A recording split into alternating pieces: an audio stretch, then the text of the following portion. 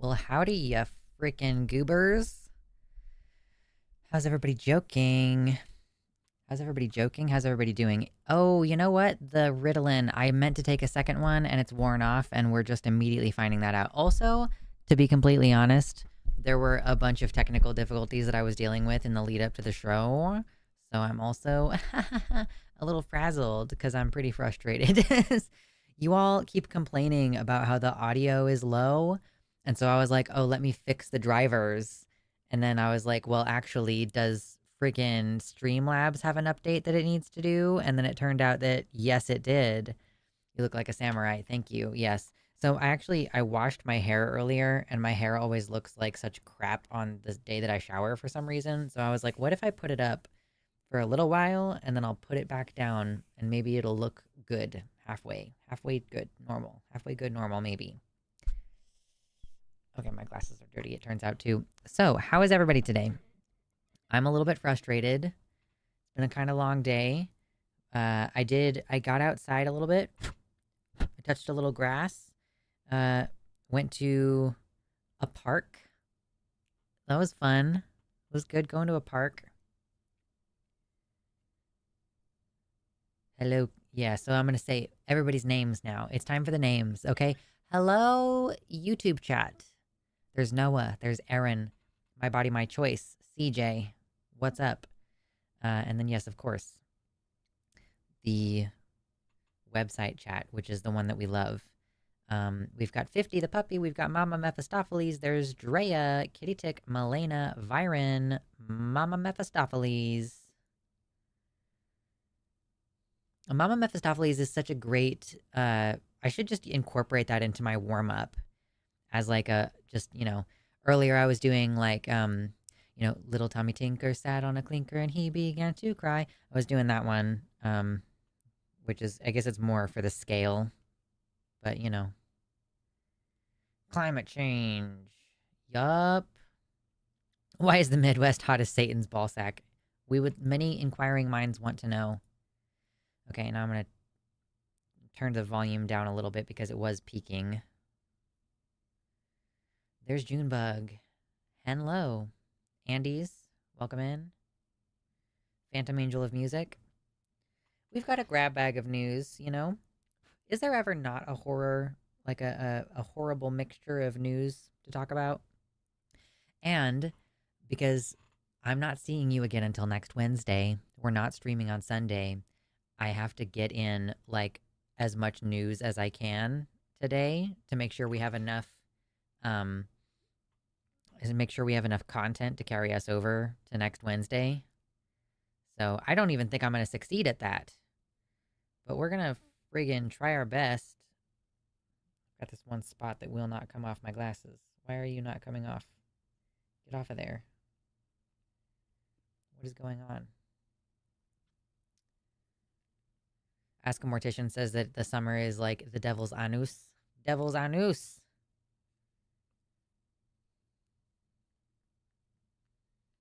Seriously, why? I'm about to touch my glasses with my fingernail because there's this one bit of something that's just not...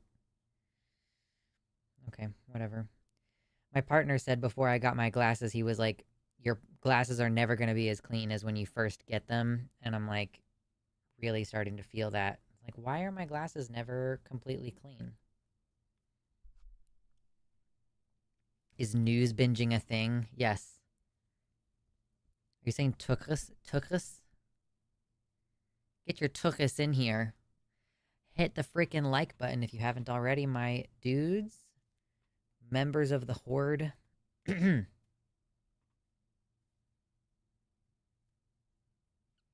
Started rewatching the first X-Men movie from 2000. Yeah, congrats. The bigoted senator who is meant to represent the worst of humanity makes a quip that he's against guns in schools. People in 2000 could not fathom the modern Republican. That would be so fun to watch those movies. Why does my hair look like shit every time I take a shower? I don't understand it. Anyway, it's the real reason I dislike wearing glasses. They can never get fully clean again. Yeah, it's terribly annoying. Also, hi. Hi. Hi. So, yeah, we've got stuff to chat about. We've got some news about transphobes. We've got news about neoliberal failures around climate. Um, we've got stuff.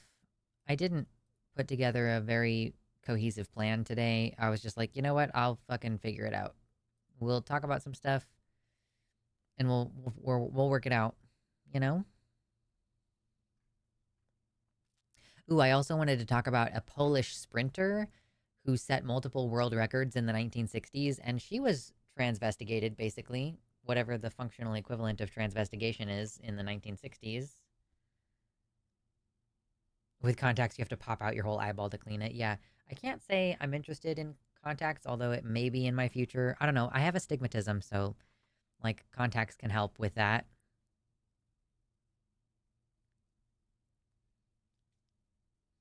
X2 was about as blatant about the X-Men being the gays as it got in the early mid 2000s. I'm gonna need to rewatch them sometime. That could be fun, like a fun, because I've been thinking about, I want to get into more media analysis stuff, not on stream. Stream is still going to be kind of whatever. But, I'm having such a difficult time writing this BoJack script. And part of the reason is because I haven't watched BoJack in a while. And I'm not in the mood to watch it right now. So it's kind of a slog. And like collecting the footage is a different thing so that I can cut in footage for the show. So yeah, I'm having a really hard time like writing this script. I'm honestly considering just starting my The Last of Us script first because that'll be easier to talk about. But yeah, it could be fun to like revisit X-Men as through the lens of like queer media. One character's mom in X2 literally asks, "Have you ever tried not being a mutant?" Is that the ice guy or the fire guy? It's one of those two guys.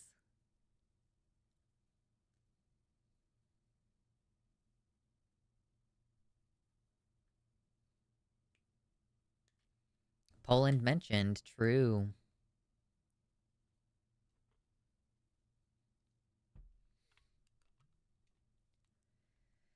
I tried to do some vocal warm-ups beforehand, but my throat is still a little bit sore.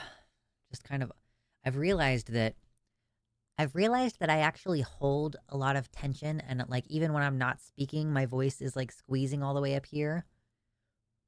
So I'm trying in my free time to just like not even while I'm speaking, but just like either relax it or hold it open lower down cuz like oh my god, my throat is just so sore all the time.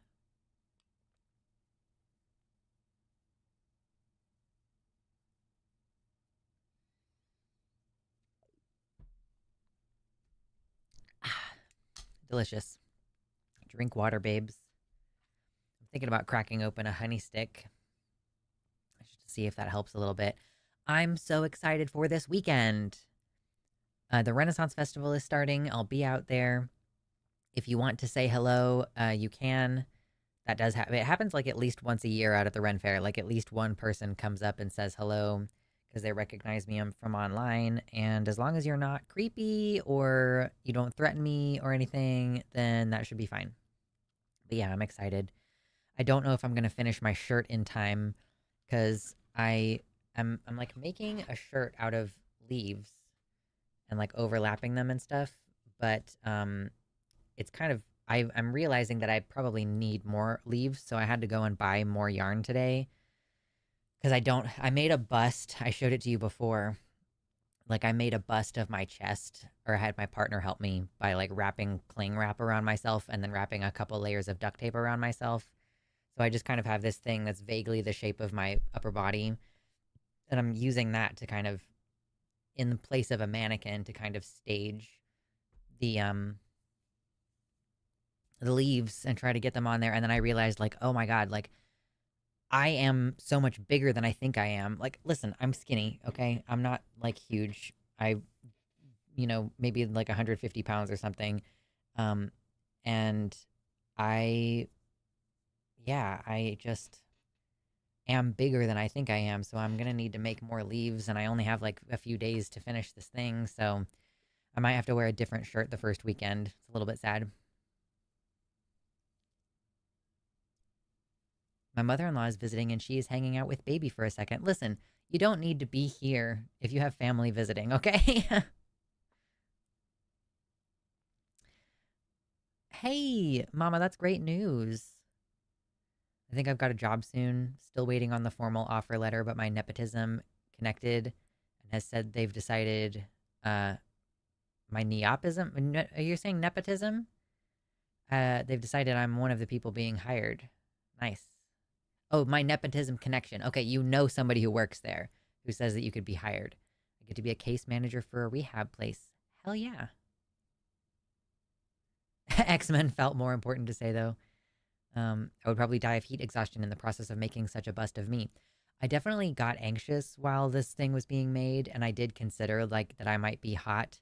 But it only came down to like we only went down as far as like my rib, the bottom of my rib cage. So I was like taking big belly breaths because I couldn't really breathe like up top here. Anyway, this is the part of the show where we just kind of talk about whatever. And we will get into serious topics and news probably before we usually would, because again, we only have so much time and we have a lot of stuff that we need to get through so that there's enough content to carry us over until next week, because we are definitely doing the once a week stream right now. And I don't think I'm going to go longer than 4 hours, even though we're only doing it once. Maybe I'll just start earlier. Maybe the next few weeks we'll start at like 3 p.m. instead of 4 p.m. and see how that goes. Since, yeah, I'm only streaming once a week. And that's going to really limit us. And I don't really want to go a lot later. Listen, I am an old person.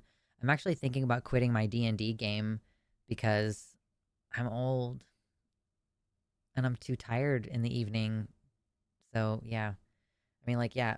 A lot of the time lately, I've started a habit, okay? You know, people always say, oh, you shouldn't be on the phone at nighttime because it'll mess up your circadian rhythm. What's up, Fen? So basically, I've tried to, at nighttime, first of all, I want to stretch at night. So I'm like a little stretching routine, not even quite a routine, but I'm trying to do that. And then I hop into bed and I read. Like I read a book. So yeah, most of the time I'm like in bed before 10 nowadays because I'm like, yeah, I want to read.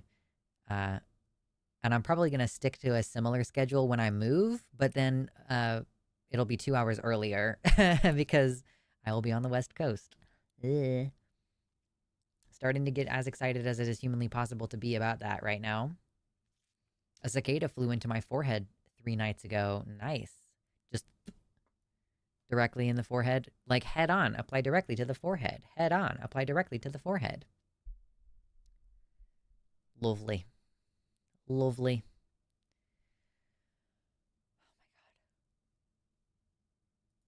Oh my god. I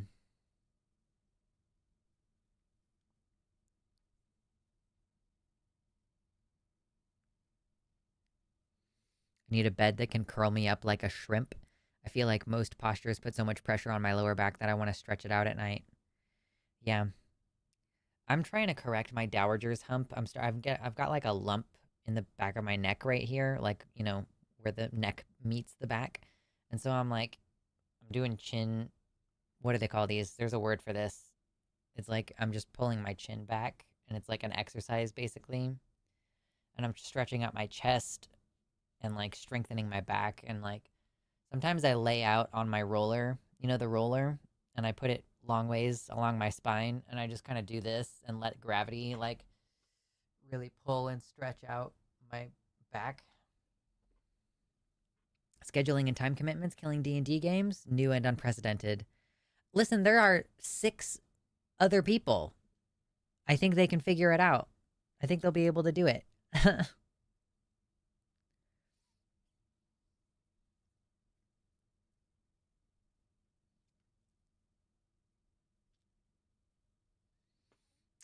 We like the idea of a slightly earlier stream. Yeah, I'll consider it. I'll think about it. Or I'll forget between now and next week. Always an option.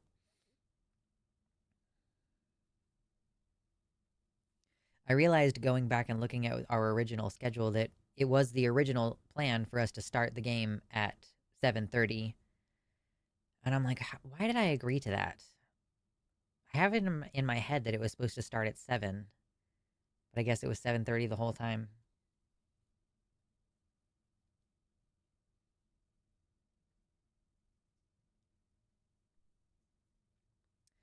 I learned my neck pain has probably been tied to undiagnosed TMJ because of anxiety.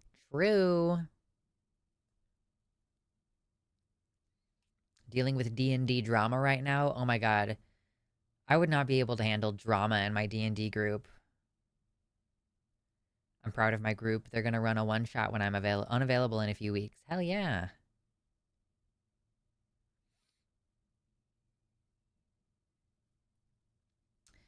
Yeah, we're going to have a good time. I'm hoping. On this show today. And then I'll be gone all weekend. Long weekend. Does anybody have any plans for Labor Day? Like anybody getting in at the pool at the last minute? I got in some swimming last week, which was nice. Probably going to wait again until next summer. Like, I'm probably not going to get to go in anytime between now and Monday. But the pool, I know some people get together with their families and do barbecue stuff. Labor Day. It's a weekend. Yes, freshly shaved hair. I just shaved my hair today. I needed to... I hate it when it starts getting long enough to, like, get weird on my ears. And, you know, Renaissance Festival is coming up, so I want my hair to be, like, as fresh as possible. So, yeah, freshly shaved hair. I really need to get my partner to do it next time because I like, shave off pieces of my long hair. Like, stop it.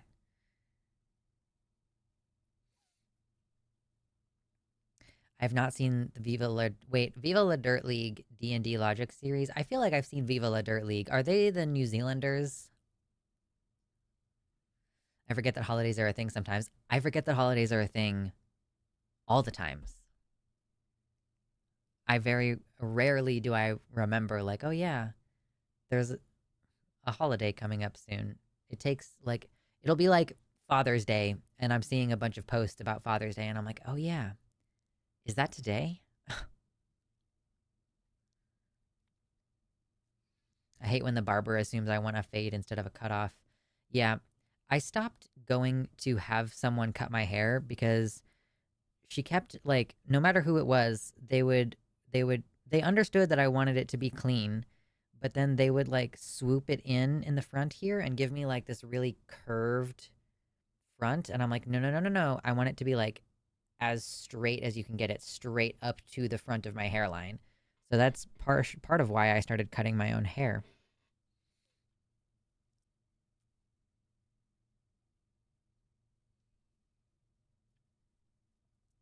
I'm currently remodeling new house and trying to get enclosures built and in place for goats, chickens, and ducks. Nice. God, there's part of me that is really considering, like, I just want to kind of buy a house. I'm not going to. Like, obviously, we have this GoFundMe open, and the point of it is just to get us into a rental so that we can, like, move to Oregon, get into a rental, and then from there kind of figure out, like, okay, my partner needs a job, and, like, I would like to buy a house in the next couple of years, but man. And if you definitely don't want to buy a house that you have never seen before. So you gotta, like, get a proper inspection and all that shit. So, but yeah, I'm so ready for that part of my life. At 30, I'm definitely getting tired of the whole impermanence of renting. It just, like, everything is transient. You can't, you can't decorate the way you want to in a rental. And the last couple of times I've moved, I've left a lot of my stuff in boxes because I'm like, what? I can't fully live the life that I want to live in this rental. Like, I don't have the space to do all the stuff that I want to do. You know, the times that I've lived on the second floor, I'm like, well, I can't play DDR because that's going to piss off my downstairs neighbors. So the DDR thing stays in the box. Truly. Labor Day, the day where a bunch of middle-class people enjoy a day off work while people who live paycheck to paycheck serve them food. It was always so fucking annoying to me when I worked at the gas station. Like, I would be working on Thanksgiving Day, and people would be like, "Oh my God, thank you for working. You know, I'm so sorry. I can't believe they're making you working." And I'm like, you are the reason. You, right now. I started to really lose my composure toward the end there. And like, there were a few times where I was like, yeah, it is because you are in here. Like, they would not need me to work. I would be able to be home with my family, but you are here. It's your fault. Yeah, there's a reason why I can't work retail anymore. I was becoming a huge bitch. It was not the healthiest thing for me to do.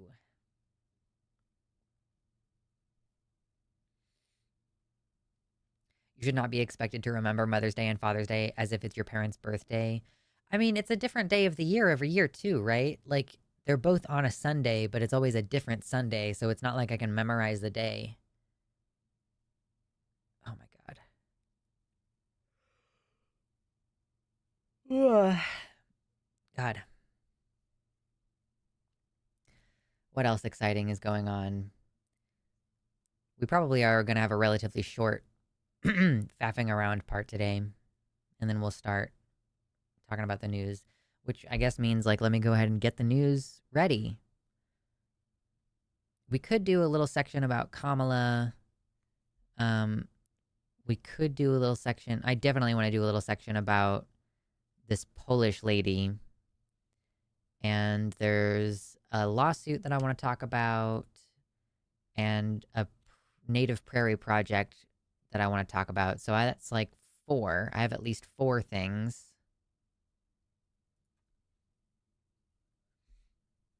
Do we have anything else we should add to the docket? Like, I have 1 video ready to go up tomorrow. So if I only do 4 more, that's only going to cover us. I'll have to skip days. Might not even cover us up to next Wednesday.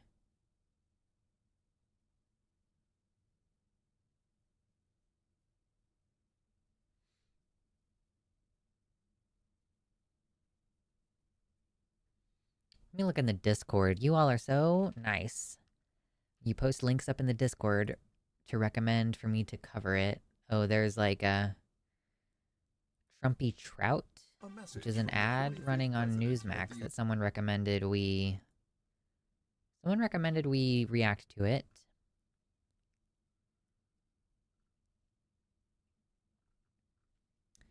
And there's this bit.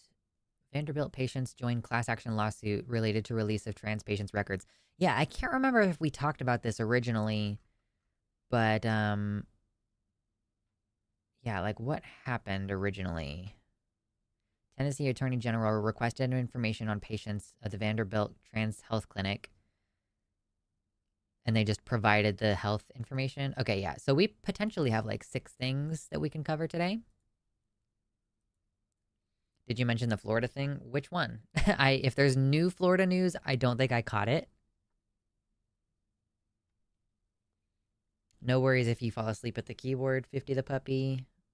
Enjoy your nap.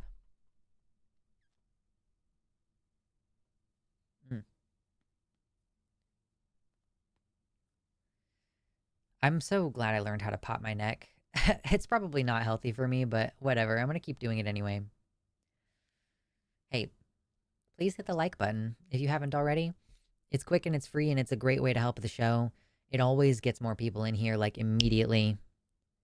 Oh, I'm going to be on the Transatlantic Call-In Show tomorrow also, if anybody cares. Takis is tomorrow, and I will be on there probably with Josie. Because I think I was on with Arden last week. So this week I should be on with... No. I was on with Ben last week. So who am I going to be on with this week? Who am I going to be on with this week?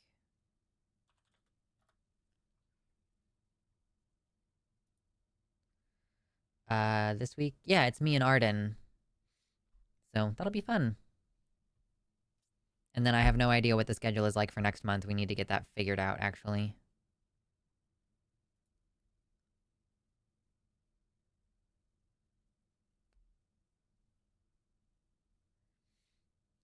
Yay. Transatlantic call-in show.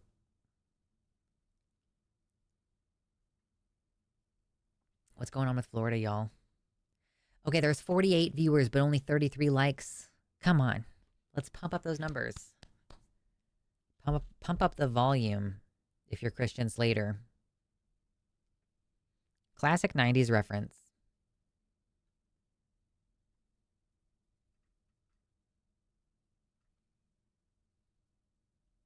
Ah. Where'd my hair tie go? I'm dropping my hair tie.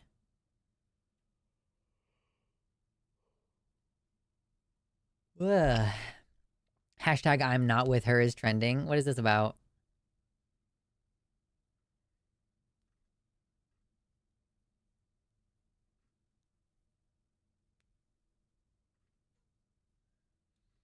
Interesting.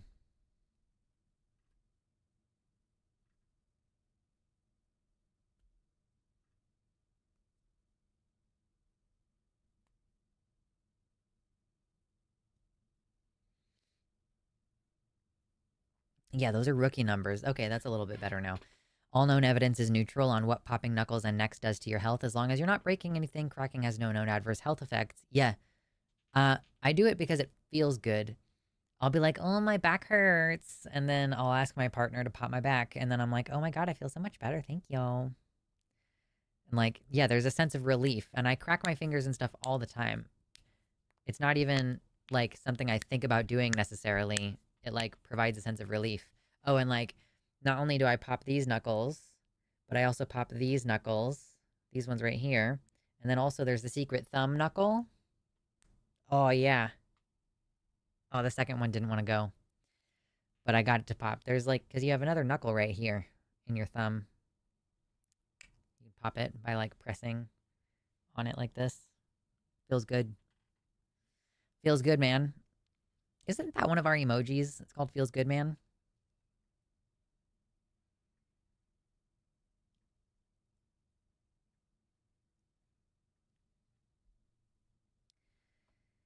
Well.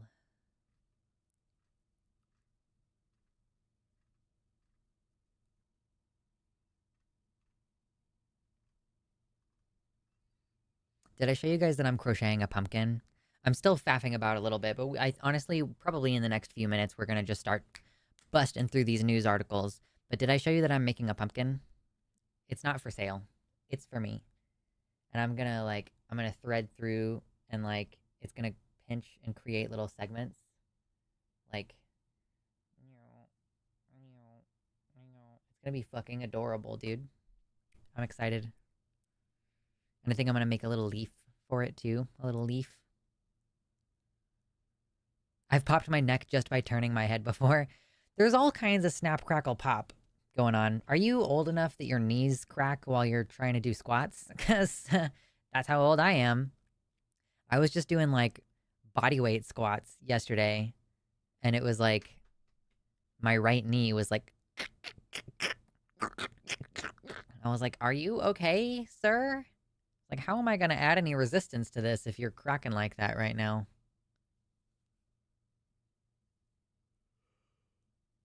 Ooh. Oh, dude, this is something I'm really annoyed about. Okay, are we ready? We're ready for me to be really annoyed, but it's not going to be a segment because I've been doing plenty of segments about COVID recently. So the Bridge Access Program, which gives you free vaccines if you're uninsured, was supposed to expire December of this year originally, and then they changed it to where it was going to expire at the end of August, which is now. But the new vaccines have rolled out, and the Bridge Access Program apparently expired when the new vaccines rolled out.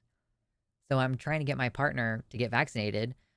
I got a booster of last year's vaccine a few weeks ago because I was just like more on it. And then all of the vaccines had to be sent back. So there were several weeks where you just couldn't get one at all. And now my partner is going to get one this week. And apparently, pharmacies are charging $200. $200 for a vaccine. This is like a whole vaccine relax policy, which is entirely built on the idea that you can get vaccinated and then just live your life normally. Well, okay, guess what? They're just like, if you don't have insurance, pay $200, which is crazy. I'm flabbergasted by that. Like, I'm glad that my partner is going to be able to get the updated vaccine. If I want the updated vaccine, I now have to wait 2 months because I just got one and they won't let you get them back to back. So yeah, $200. Fucking crazy. Pumpkin looks cute. Yeah, it does. I feel like I should be making more stuff to put in my Etsy store. Or not, it's not Etsy, it's my website, but it's functionally like that. Like, I have a store where I put things that I made and also my merch. And I probably should be putting more stuff up there. Is the Novavax out yet? So, apparently some CVS pharmacies have Novavax. I haven't seen any, like, news about the FDA approving it, but some people on Twitter were saying that CVS has, on their website, it says you can get Novavax on a walk-in basis, whereas the appointments that they're making online are only for the Pfizer and Moderna mRNA vaccines. But yeah, I will find out soon because my partner is going to go, and I made him an appointment to go to the pharmacy and get the vaccine, and I told him, like, hey, you should ask for Novavax and see if they have it because it's like 40% more effective. Still probably going to be like $200, but whatever.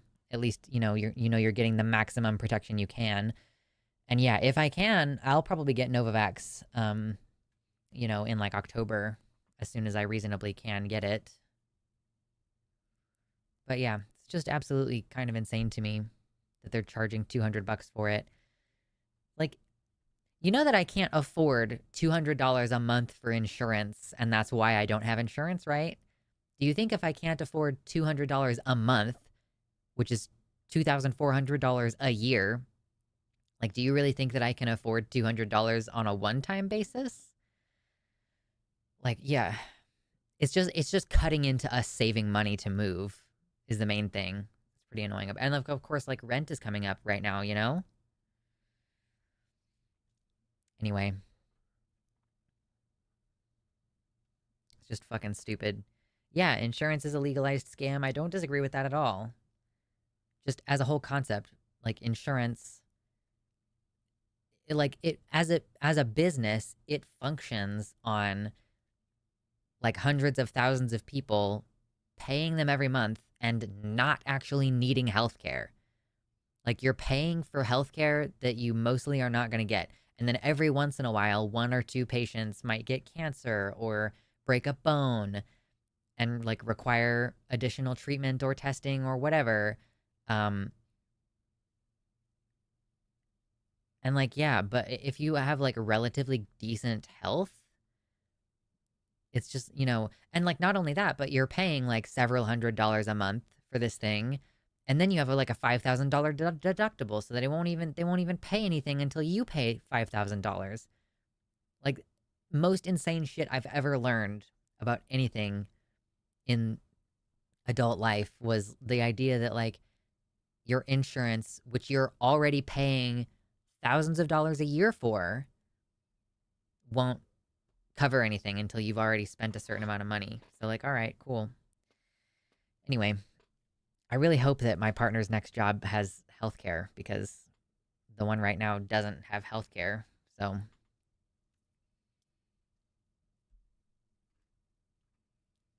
we love America. It's the best. All right.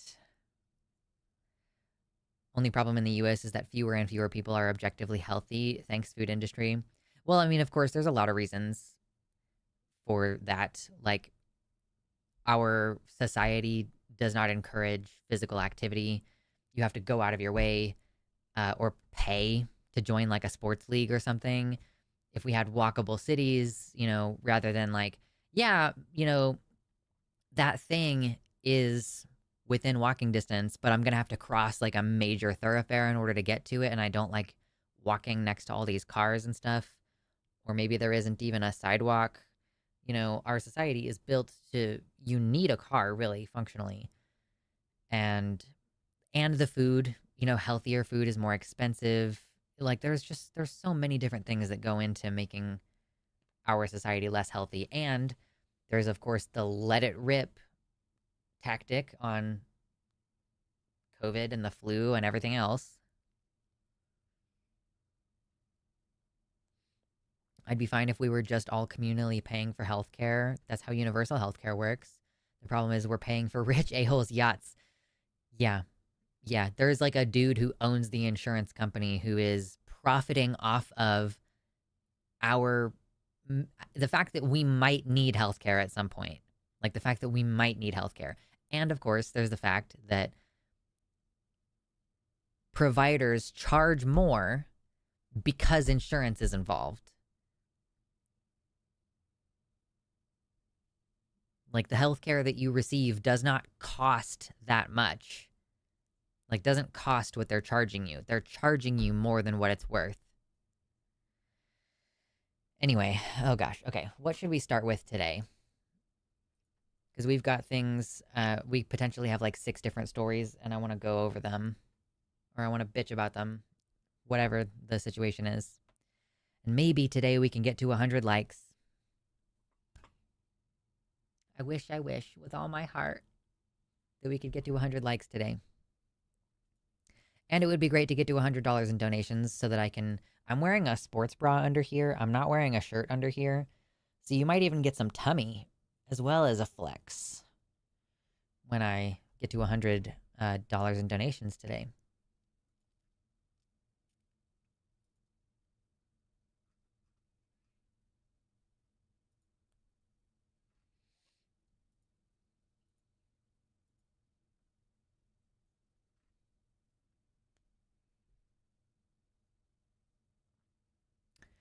I want to talk about Kamala real quick because I think a lot of us are feeling like hopeful about Kamala becoming the president.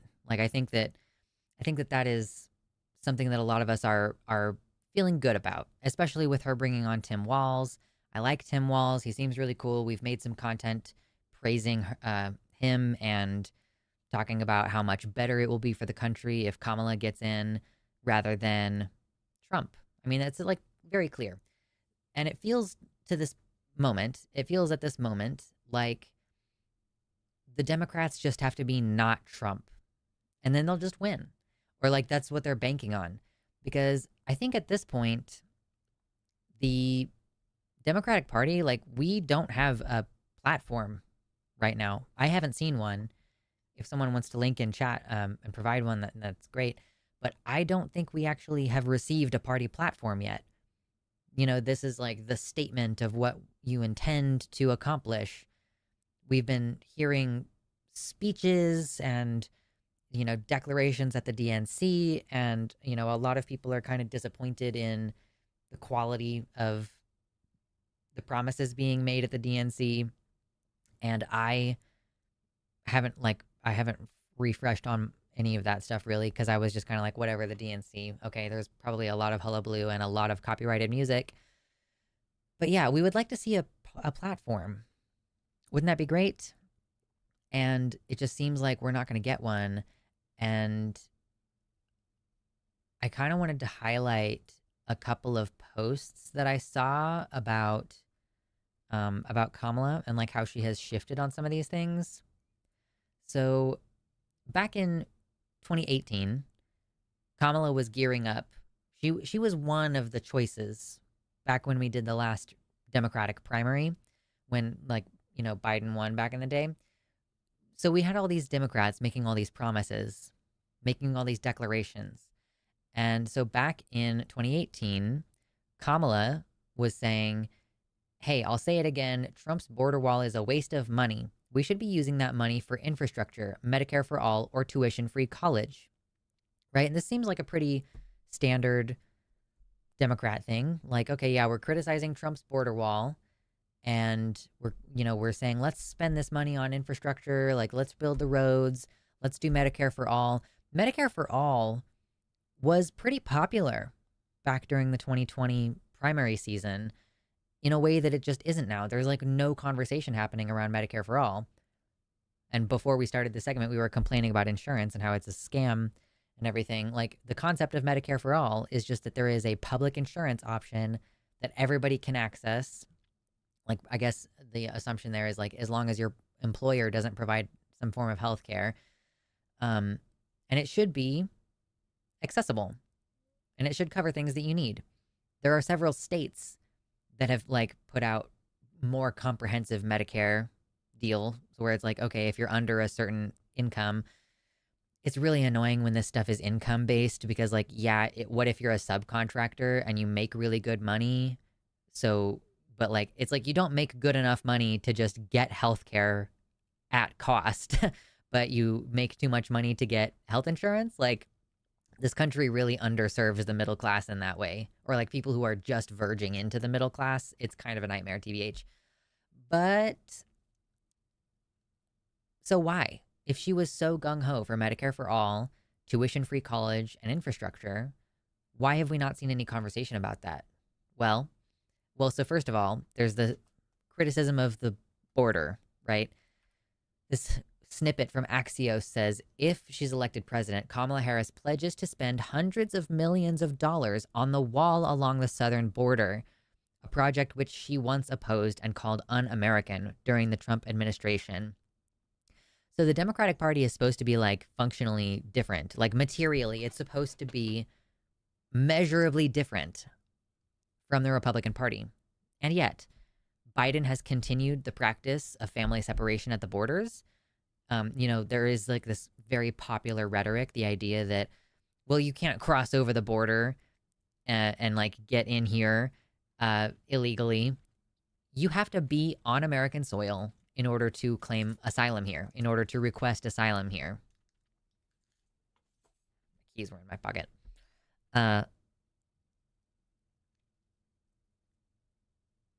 And that doesn't even, the fact that most, quote, illegal immigrants in this country came here by airplane and they originally had a green card and it just has expired.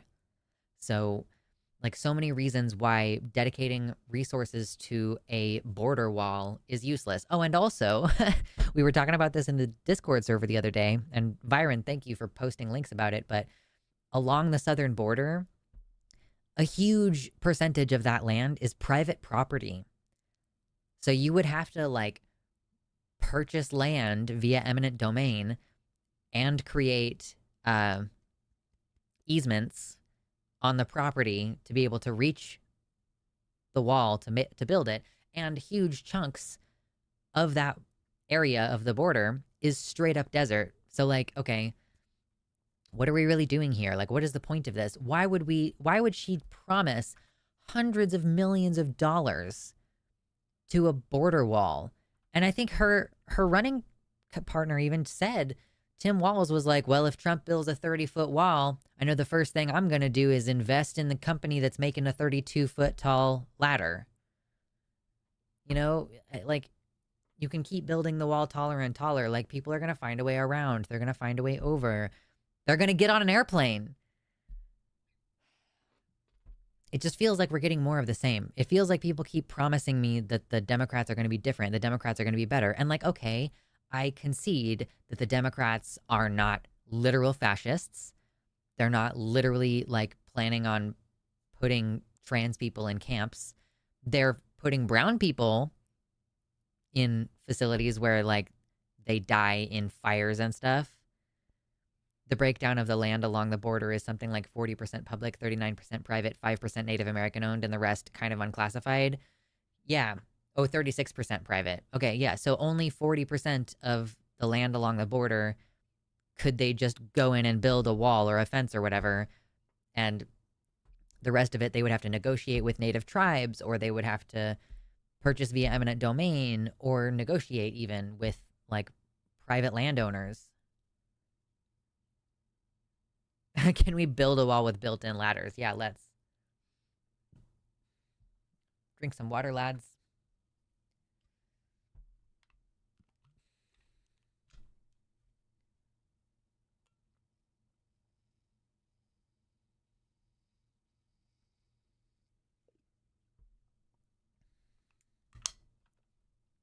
Democrats won't put trans people in camps. They'll just do nothing while red states go ahead and do it. Yeah. So, I will say, yes, I am going to vote for Kamala Harris.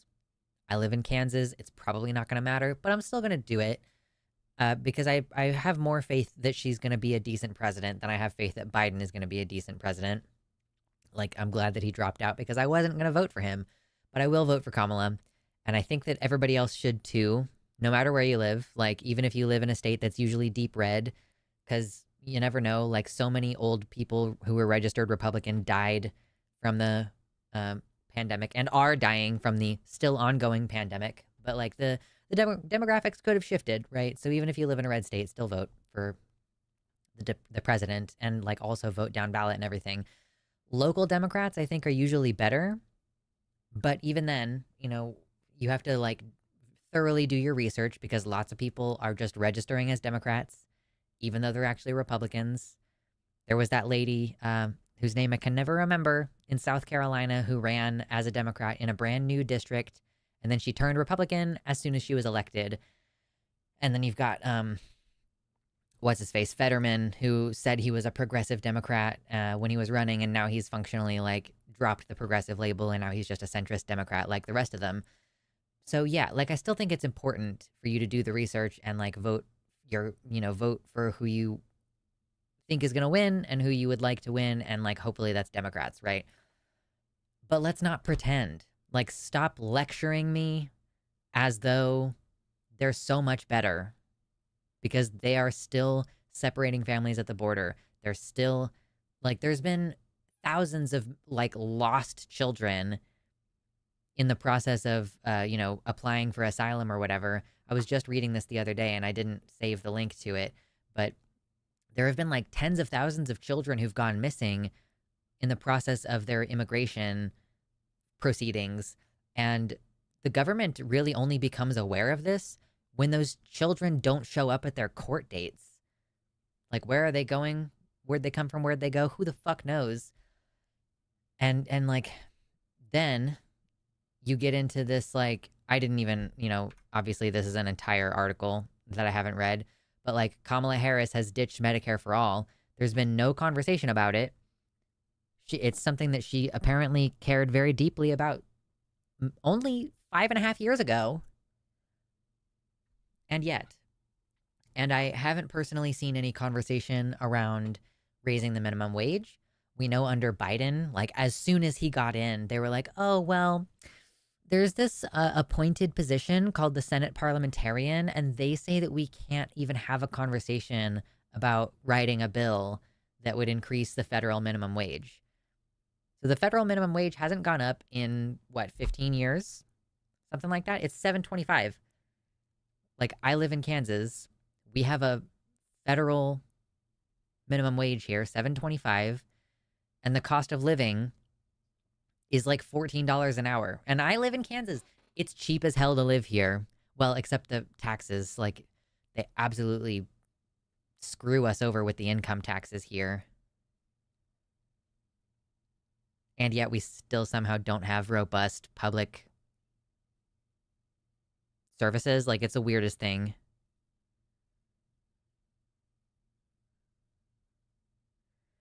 I wonder about the internal pressures from the Democratic establishment and how that erodes personal goals and beliefs of people associated with that level of government. Right, yeah, because we all remember AOC came in hot, and now, like people are regularly talking about how disappointed they are in how much she has relaxed on some of the ways that she was trying to push the party further left. It's like, once you get in there, do you just realize that it's actually impossible in this system? Is there something that happens where you just accept that you're never going to make any progress on these things? Dem party should change their color to purple, truly.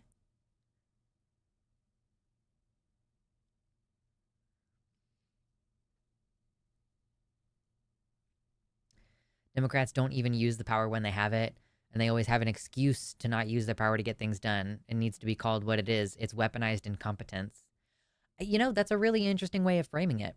I think most of the time when we see weaponized incompetence being framed, it's within this context of like a heterosexual relationship where the man, like the woman asks the man, like, hey, will you take care of the baby, or will you clean the kitchen, or will you put dinner away after, like, will you put the food away after dinner and clean up? And they do stuff like take an entire hot pan off of the stove and put it on the glass shelf in the fridge, and it like cracks and breaks, and like instead of putting it away into like a Tupperware or something, and like they start at, they start watching the baby, but then they start asking a bunch of questions like well, where's the milk, and like how long do I feed it, and like do I need to like what do I do after? It was like, okay, do you really need me to sit here and really explain this to you step by step? As though you have not had like I have the same books. The books are in our house. You can read the books on how to take care of the baby. So like, yeah, this is the context that you usually see weaponized incompetence, is like a man does something poorly, and like somewhere, maybe not consciously, but somewhere subconsciously, it's like, she just won't ask me to do it again if it is more work for her to, because like, yeah, if you're sitting there having to explain to an adult human being like how to do the laundry, at some point you're just gonna be like, well, whatever, I'll just do it. Okay, just get out of my face. It's literally more work to parent you into knowing how to do your own fucking laundry.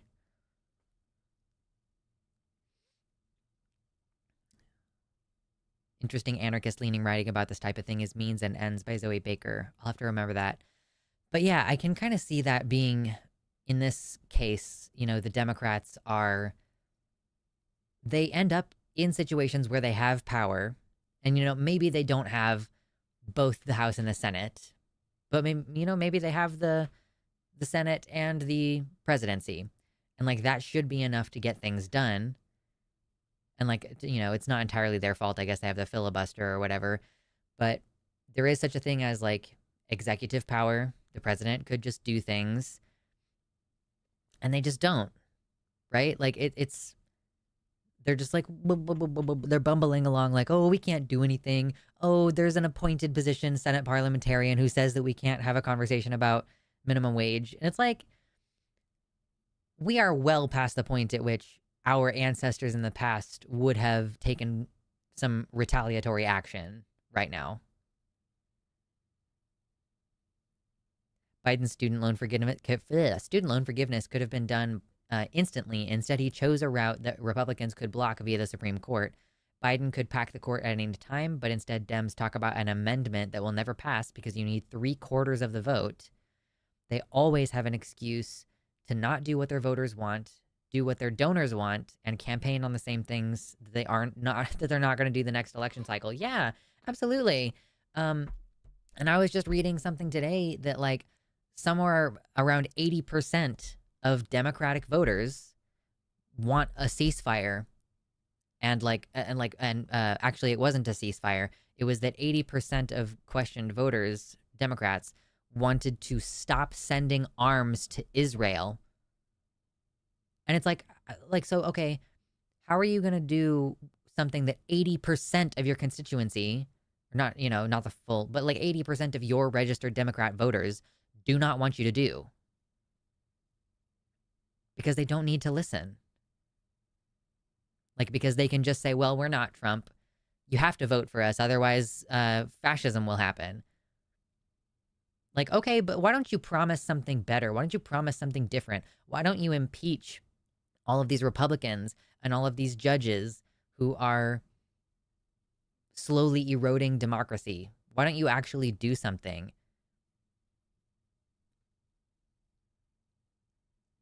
Welcome to the website, Pretty Nosferatu. There's something quite sinister in the way the Dem establishment operates behind the scenes to put pressure and turns even the most idealistic to, quote, harm reduction, lesser evil thinking. That's true. And I think one thing that we don't consider sometimes is that, like, politicians, like campaigning as a politician, it's not even really about your platform. It's not even really about what you say to people, because once you get in there, and AOC talked about this soon after she got elected, like 80% of your job is calling donors and being like, hey, would you consider giving us money for the next time I have to run for office? Like, it's a huge part of your job is sucking up to people who will give you money because you can't win unless you can afford a staff who will, go like, I mean, I don't even know. Like, so much of this is done by volunteers too, which is crazy because I know a lot of volunteers do the phone banking thing.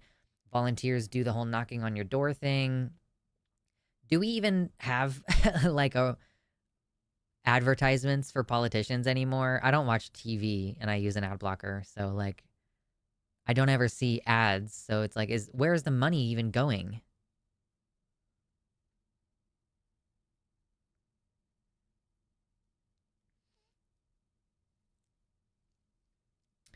Dems haven't caught on that the decorum and unwritten rules of yesteryear were thrown out a long time ago. One nice thing about Harris is how much more aggressive she has been and doesn't care as much about hoping uh, reverence for the way things used to be done will carry her the way that Biden did. Clearly, though, it's just a baby step. Right. You know, gone are the days where you could misspell the word potato and that would disqualify you. Trump says such nasty things to people. Kamala was on like a Jimmy Fallon or something like that not too long ago, and I saw that she was like, "Oh, if Trump decides to debate me, we'll have a good spirited debate, and it'll be the best man wins." And Jimmy Fallon was like, "Wait, really?" And she was like, "No, I would wipe the fucking floor with him." And I'm like, okay, A, that's funny. B, it's true. And it's kind of nice that we're leaving behind the illusion of decorum.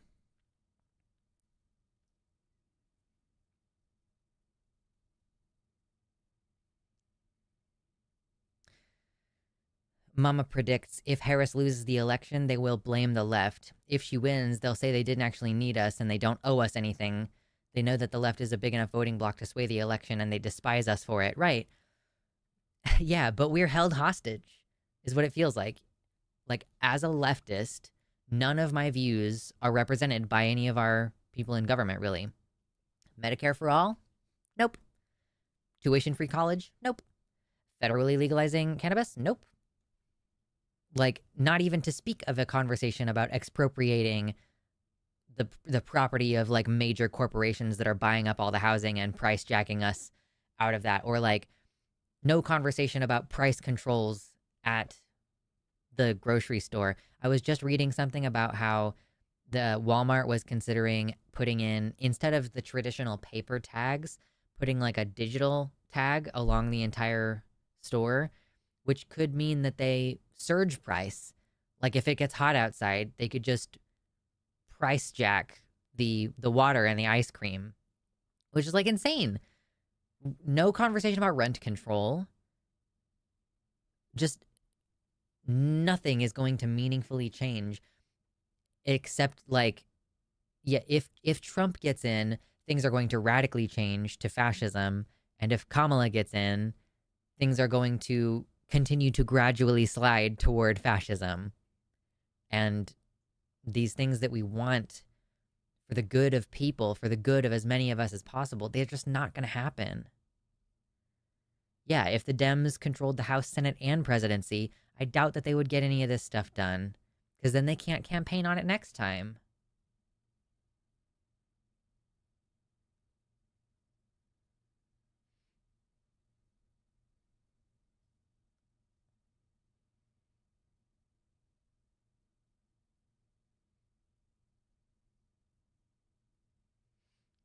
Anyway, yeah, I just wanted to complain a bit. And yes, of course, the latter gives us time to fight. And I'm not, like, just to clarify, I'm not saying not to vote for Democrats. I'm not trying to say that they would be as bad or worse than the Republicans, you know? Like, I'm not trying to say any of that. I'm just saying that, like, this has been the narrative for as long as I've been aware of politics. I first really became aware of politics, like, during Obama's first, like, when Obama was about to win, basically. Like, Romney, was that Romney that time? Or was it someone else? God, I was a teenager, so I don't remember. Anyway, half my life ago, I started to become aware. And it just feels like this has been the story the entire time. Like, oh, well, we can convince the Democrats to do what we want them to do. Like, but no, we can't. Over the course of like the past 15, 20 years, we have not seen the kind of change under Democrats that people keep telling me we can get. We can't at this point, I don't think. So, yeah, at least not under like federal Democrats. You know, there's a reason why I'm moving. Romney was the second time. Who was it the first time? Good God, I'm so old. Um, the first time it was Obama versus Hillary, but who was the Republican that time? I don't remember. But you know, I'm not trying to say that Democrats are not at least marginally better, because I live in Kansas and it's Republican controlled and they're stripping rights from trans people, and they made a list of trans people and it's on the desk of fucking Chris Kobach. So I'm not trying to say like, and I'm moving to, it was McCain, right? So I'm moving to like Washington or Oregon or something like that. And the reason is because those places locally are safer, and like, you know, Oregon has guaranteed health care. Again, it's means tested, so like my partner and I probably make too much money to get the public health care. But you know, it's like better than being in Kansas. I have the right to use public bathrooms in Washington and Oregon. And there are more trans and queer people up there. So like, I'm not trying to say that there's no difference at all, but I am saying that on the federal level, I don't think that we're going to see this whole like, oh, well, yeah, but we can convince the Democrats at the federal level to do what we want. Like, there's no evidence of that. And yeah, there's a difference between safe and safer. Totally fair.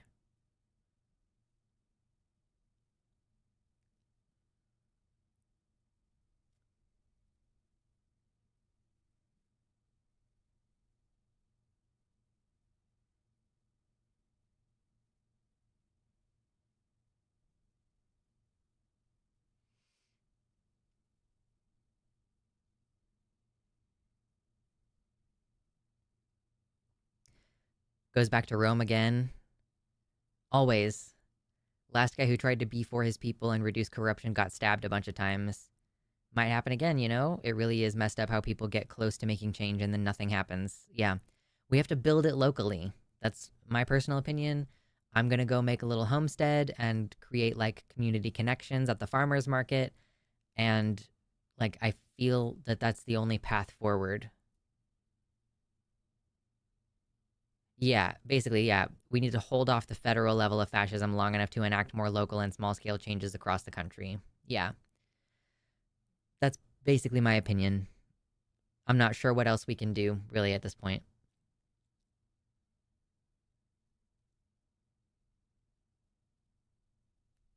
Okay, I think that's one. One. Okay, I'm putting this in my notes. America doesn't really have liberals. It's categorically nonsensical. In America, liberal just means a left-leaning conservative. Kind of, yeah. Oh my god, my notes page is 2 years long right now. And today's the 27th, 28th, 28th. Gee, mini Christmas.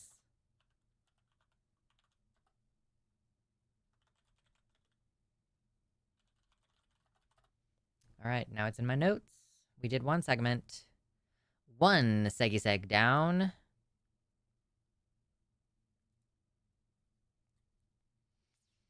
True meaningful change almost always happens from the ground up, from a local level upward. Yeah. Like, I don't mind moving to like a rural part of Washington or Oregon and like bringing my partner and, you know, stuff to vote. And like, okay, now we're two more blue voters in maybe like a purple county.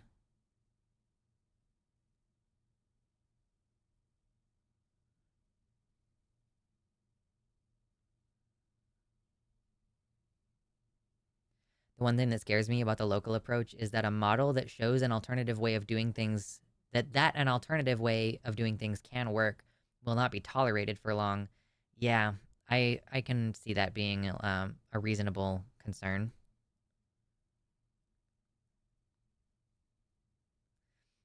Play the game of capital long enough to get some property and develop your own little something. Basically, I don't even want to start a fucking commune. Like, here's the thing. I maintain this, okay? It's bad enough that I'm gonna have to listen to what my partner wants to do with our 12 acres or however much land we end up getting, you know? I'm not about to listen to 50 people telling me where to build the greenhouse. No. No. No. I'm going to buy land and I'm going to own that land. My partner and I will. And I'm going to have to listen to his opinion and he's going to have good reasons. And I'm going to be like, okay, I guess you fucking are right about this one. But like, I don't want to argue with 50 or 100 people about what we're going to do, you know? Like, and that's like a bit of selfishness, I guess. Isolationist arc. Fucking true, though. Like, genuinely. If you want to buy some land next to me, and, like, if you want to raise goats and I'll raise chickens and we can trade the eggs and the cheese, cool. Yeah. That's cool. I thought Mitternacht was making the land allocation decisions. He wishes. He wishes. He's a big fat boy, and he's never been outside in his fucking life. Yeah, we need a vote ratified with proper debate about the greenhouse. This is tyranny. Right. I don't want to be a glorified landlord. Sounds awful.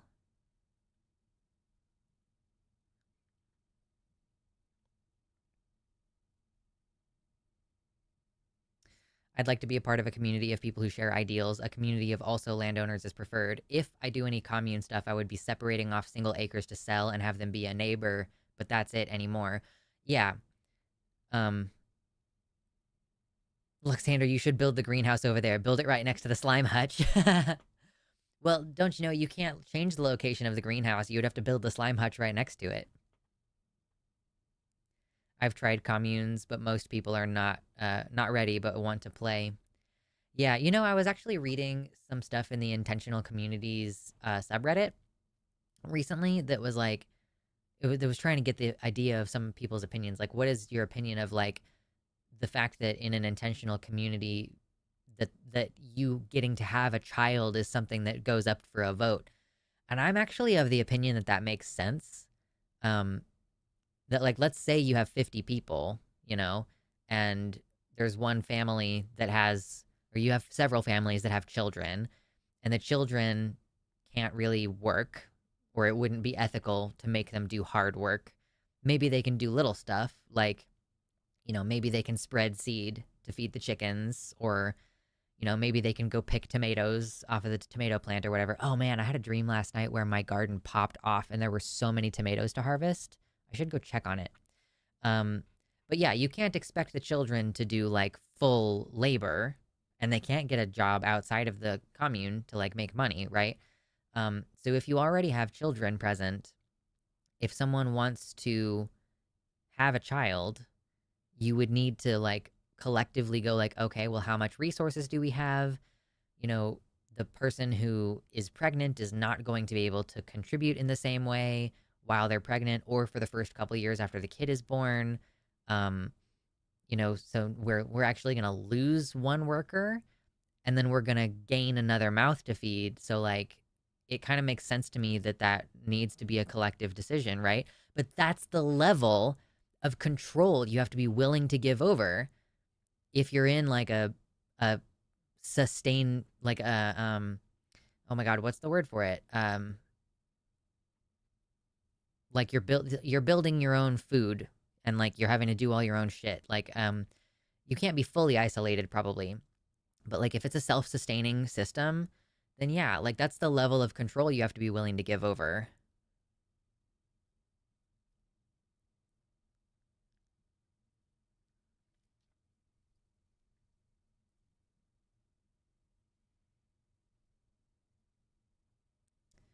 Privatized land ownership because of a belief that others will simply get in your way or that they will want to do things with, quote, your property. feels to me like it is a reflection of the current state of society that you're used to living in. No, yeah, and you're correct.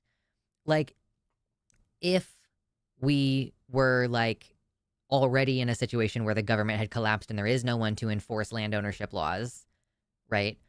Then we would just have to find an empty chunk of land and negotiate every aspect of it, right?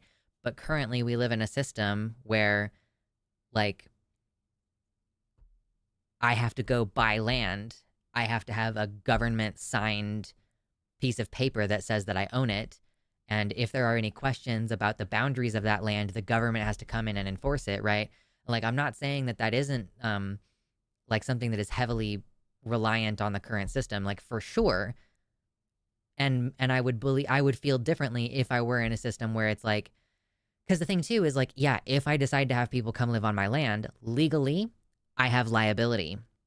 Like, if something happens, if someone gets hurt, there's a chance that I could get sued, and then I wouldn't have any money to continue to do the homestead thing. And if I were to bring someone on my land or sell or like rent part of my land out or whatever, then there's also like an arrangement that I have to have. Then I'm functionally a landlord.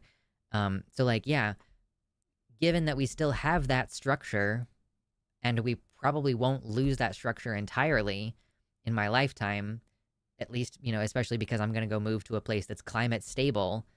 You know, it's just like there's so much that goes into it that, like, being that we probably won't lose the structure entirely. Like, sure, yeah, if society fully and completely collapses and there's no government, then yeah, let's have a conversation and appoint a council and collectively own everything. But like, objectively, it's not collectively owned. We would have to start like a 501c3 or incorporate it somehow, and then like you functionally would be a shareholder of the land that we all live on, you know? I do feel strongly that children should be raised by groups of adults. Yeah, absolutely. I think that that's probably the best thing for society. Counter project, get land, divide it, let people work each division, giving you a part of the yield in exchange for stability and security. Feudalism speedrun. Yeah, skip the landlord stage and just get to building a castle. Yeah, for sure. Yeah, don't forget to raise a militia to hand over to the state, for sure.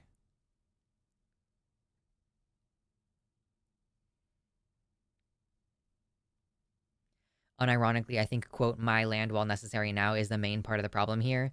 That's not to say you're wrong for seeing it this way, just that I think society being structured this way is damaging to cooperation and anything against individualism. No, yeah. And again, I don't disagree with you, right? It's just like people have tried to do this more broadly. Like, I'm a member of a community on Reddit that's called Intentional Communities. And like, intentional in this context, since someone asked, is like, you choose to form this community as opposed to you just kind of living in a society that has a government. And like, it's like, the idea is like a commune, basically. Like, you collectively own this, you all work to contribute. Like, either you are contributing money or you're contributing labor, like you're helping grow the food or whatever, you're helping maintain the land. You help build the new housing when someone new wants to move in or whatever. Like, intentional communities, kind of, that is what that is, right? But given that we have this current system in place, what functionally happens, yeah, if you get too communist, the government will bomb you. Yeah, so the only way to actually do this, because someone has to own the land, is like, okay, one person owns it, is one version. One person owns it and becomes a landlord and like rents out parts of their land. Or you all collectively buy in and, you know, basically incorporate or become a 501c3 kind of nonprofit, something or other. And that's how people collectively own it. So like, and I think that someone ultimately still, like, there is always one person who like owns it, or the person who started the thing, or like the person who's in charge of the company that you establish or whatever. Like, it's just, it's much more fraught under this current system to do things in a way that is idealistically and materially collectively owned. Like, there just isn't a good way to do that. Create a cooperative corporation where the landowners are the quote employees. Yeah.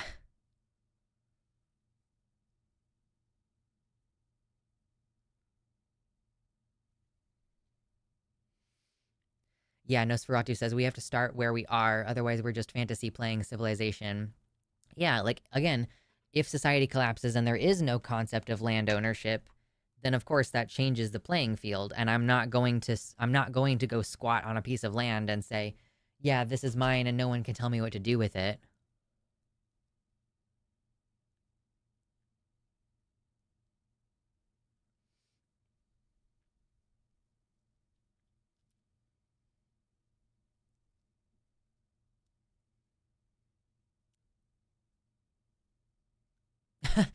Thanks, Matt Peters. Says, I'm here late. I'll rewatch the start when it's over, but I did want to say I hate taking showers because of what it does to my hair, too. However, your hair looks cool. It just, it's so flat on the days that I take a shower. It doesn't curl the way that I want it to.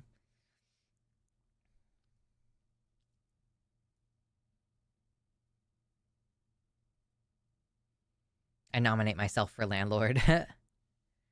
I feel like I could be a good landlord, but yeah, like, I don't want to be in that dynamic with someone. And that's just like one of the only functional ways to do this whole like we're on a commune thing together. I really would prefer to be more like Frank and Bill from The Last of Us. You know, the gay couple. They like fence off their whole neighborhood and grow their own food and catch their own rabbits and shit. And like they engage with trade in a limited capacity with other people. And they don't let anybody in. Like that's closer to how I imagine. So weird to me because my hair is best on shower days. Yeah, I don't know if maybe I'm just doing something wrong.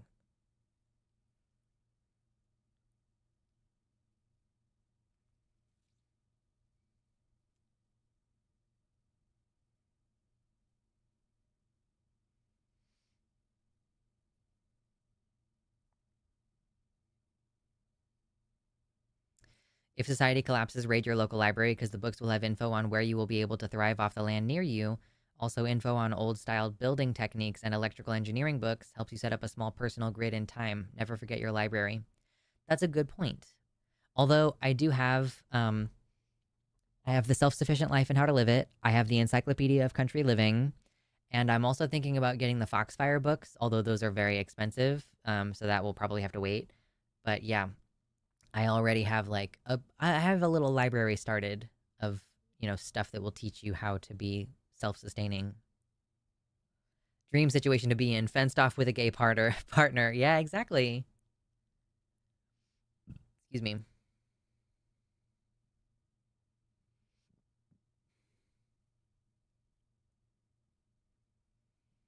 Are we fitting that anarchist stereotype about showers? What is the stereotype? I don't know. I shower like typically twice a week. I just don't really need to more than that. The Foxfire books.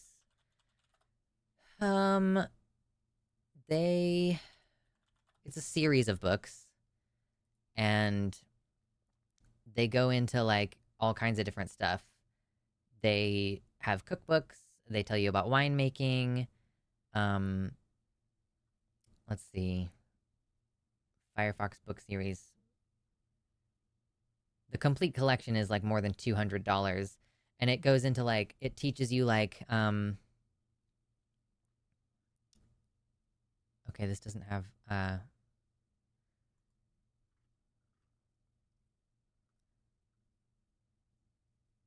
they basically like just teach you a bunch of skills like basket making and like how to maintain your tractor or like how to build things. They're just like a ton of it's like a series of 12 books or something, and they all cover different topics. Oh, it's a that there's a stereotype that we don't shower. Okay.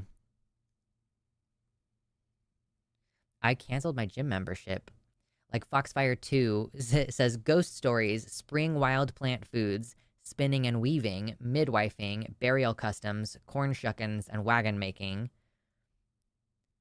And I have a lot of that stuff is covered in the books that I already have. But yeah, if you got the books, would you be down to go over them or review them on stream? I mean, potentially, yeah. I think I may have put them on my like Amazon wish list or something. Although my Amazon wish list is not public anymore. And like, yeah, I have.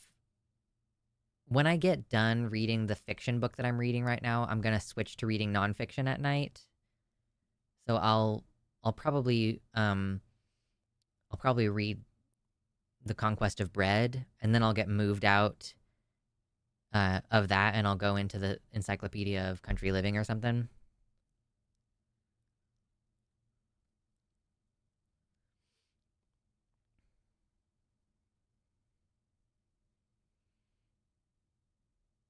But yeah, I canceled my gym membership, so I'm not gonna need to shower every day.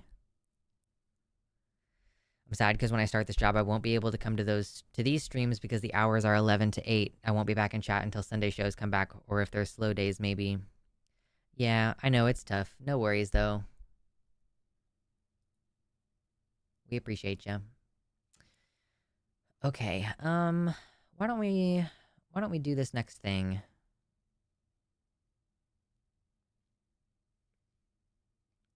It's too bad I wasn't paying attention to when I started that conversation, because that little conversation about intentional communities probably could be a little segment. Like, I could probably put that into a little segment. I'll just, like, maybe intentional communities segment, question mark. Okay, now that's in my notes.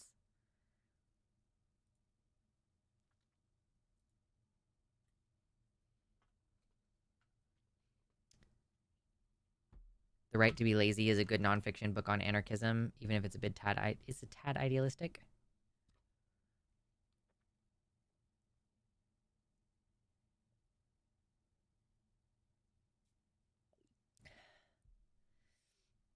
The stereotype is that anarchists fear the contaminants in the water and don't shower often enough, thus creating the aesthetic of a grimy punk with ripped jeans and cut sleeve hoodies or unkempt hair. Oh, okay.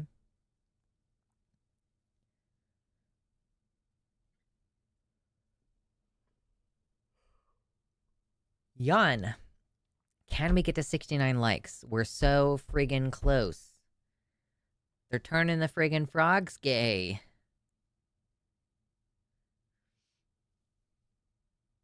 Anyway. Yeah, hi, Anansi. Yeah, only twice a week. I know, white people.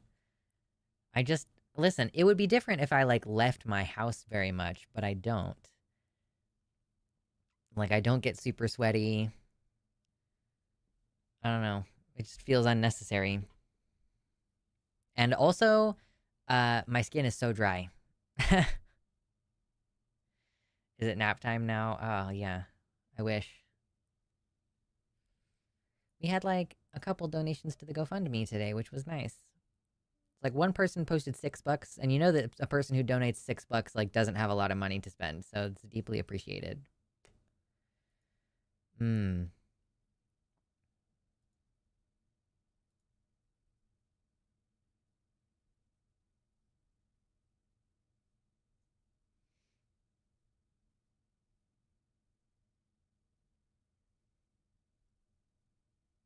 One more a week, please. Listen, it physically harms my body to shower super often. Like, I can't shower that often. I genuinely, I think that, and like, open question to the chat, because I don't know what the demographic breakdown is of people who are here.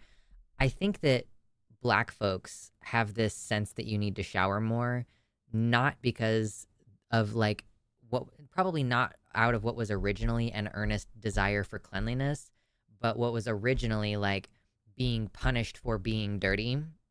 So, like, I think that this has evolved now into this culture where Black people feel the need to be extra clean, and they have convinced themselves that it's about being clean, and, like, it doesn't actually have anything to do about being clean. You know? Like, I don't shower every day, and I don't shower every other day, but, like, I wipe off my genitals every night, you know? Like, I do other things that need to be done. Um, and like, yeah, if I go outside, and yes, I wash my legs, okay? But like, listen, black people do silly things, in my opinion, like washing their chicken, like running water, like they rinse off raw chicken, and it's like, okay, you realize that you're just spraying salmonella water all over your kitchen, right? And also, like, lotion is expensive, so like every time I shower, I have to use lotion because my skin is super dry and it hurts, you know, like. Or is it that white people are so convinced their shit don't stink that they don't bother cleaning their asses? Listen, I clean my ass, all right? I can't wait to get a fucking bidet, actually. I'm so looking forward to getting a bidet. Consider that white people used to run soap ads showing black people as the before image. Yeah, for sure. No, you're right, we do, but I'm vegan, so I don't. Well, sure, yeah. But I'm just saying, like, you all have this almost like... It's almost like a superstitious view toward cleanliness. Bidets are amazing. Yeah, I can't wait to just get that, like, full-on jet right there, right in the beehole. Just... Because even using wet wipes, like...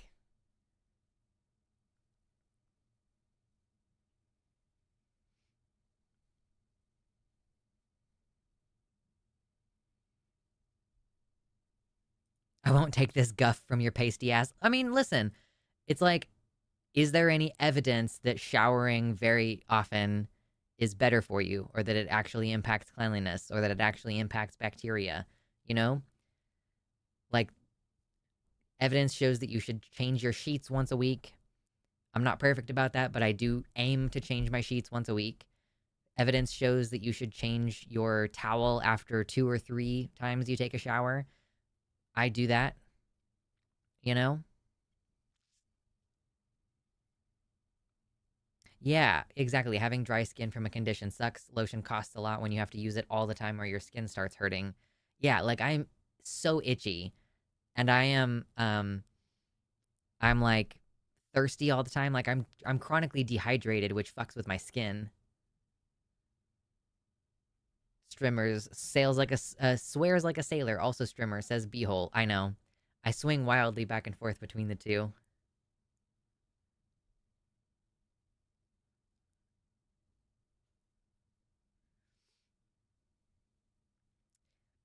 Melena says there's evidence that overshowering is bad for you, actually. And listen, maybe it is slightly different. Like, I don't know if, like, the amount of oil that is produced by white people is different. Like, I don't know. But I do know that my skin is really dry.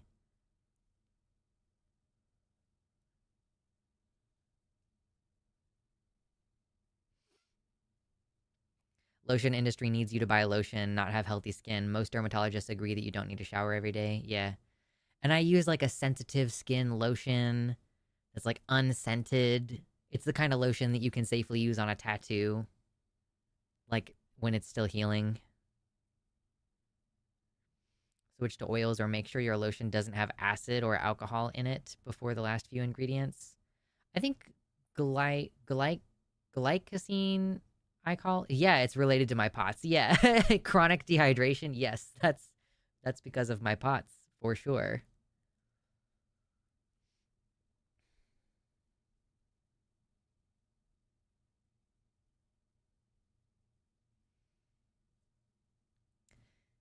Yeah. Yeah, POTS I can't regulate my body temperature very well, so I have to be careful taking hot showers anyway. But I do prefer hot showers. Uh, I have to be careful, like, with certain positions. Like, if I lean over a lot, my heart rate might go kind of crazy. Um, which made being an electrician really hard because sometimes you have to, like, army crawl through, um, really hot attics, and, like, being on my belly can make my heart rate go weird. Um, sometimes my heart rate, like, I have adrenaline spikes in the middle of the night, that prevent me from getting a good night's sleep. Uh, I need a lot of salt in my diet to help control that, I have chronic fatigue because I don't sleep well. Um, Low blood volume, poor blood flow. Like a lot of people with POTS wear compression socks or like compression garments to try to force the blood back up to your head. Yeah, so POTS like actually is pretty debilitating. It's just like also it fluctuates in how bad it is.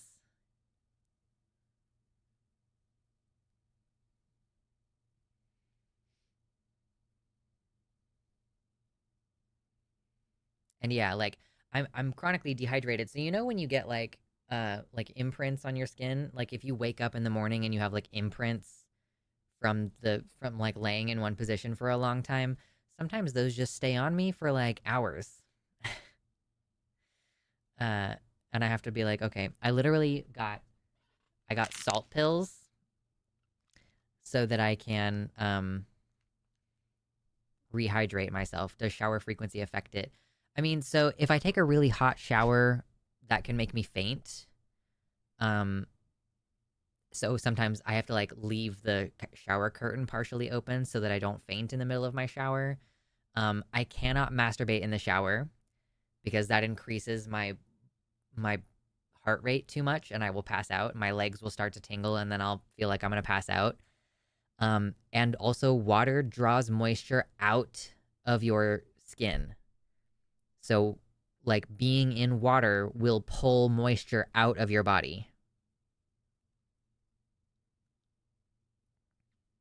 Is that a salt thing? I have skin imprints that sometimes just don't want to go away. I mean, it's you have to have the salt and you have to have lots of fluids. But yes, if you find that you drink a lot of water but you also pee a lot, either you have diabetes or you might have something like POTS.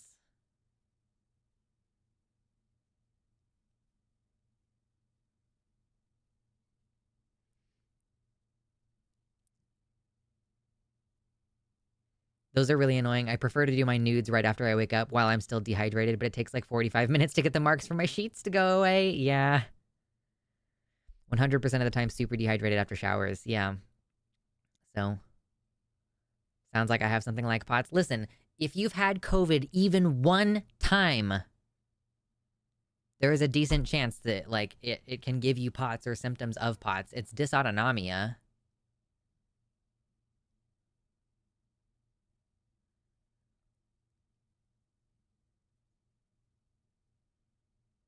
Water be like saliva's getting cancel cultured biatch. Truly. So, yeah. If any of this sounds familiar with you, you might look up POTS and treatments for POTS and see if any of those treatments help. You know, it might be if you don't have high blood pressure, then you should be able to increase your salt intake by a little bit and just see if that helps.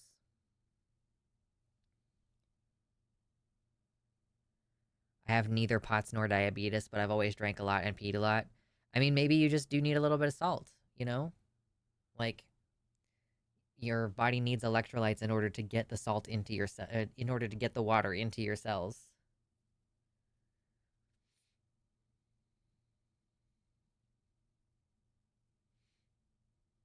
Gorge. Okay, let's talk about this Polish runner. Next segment. We're pumping them out today, ladies and gentlemen, and everyone in between. I get the salt in too. Okay. Weird. I mean, now you're on Spiro, right? So it's a diuretic. Yawn. Oh, I'm so sleepy.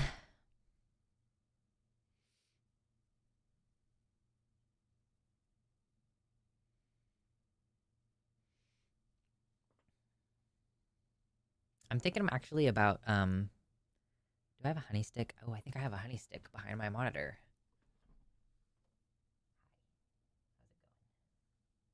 Honey stick.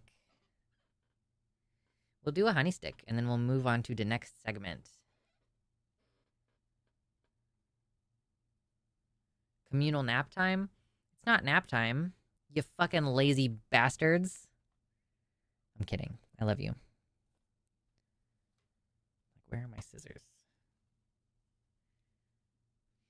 I love how wildly the conversation swings here. Yeah, you think you can predict what we're going to talk about? Fucking guess again.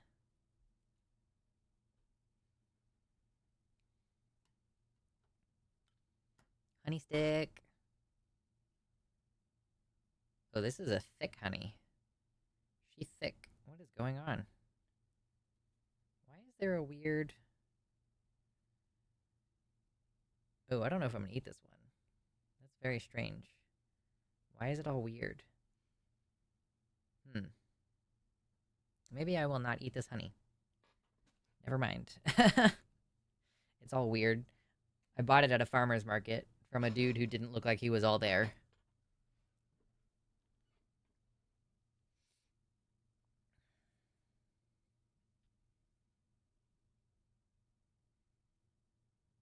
Hoping it is baby's nap time. We were cooking on that chill stream. I know, we're not going to get any chill streams for the next, like, 2 months. Isn't that going to be so frustrating?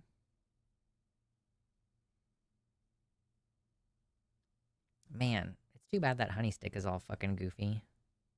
I really wanted to eat it. I love honey. It's delicious. Okay. What's a honey stick? It is literally a plastic tube.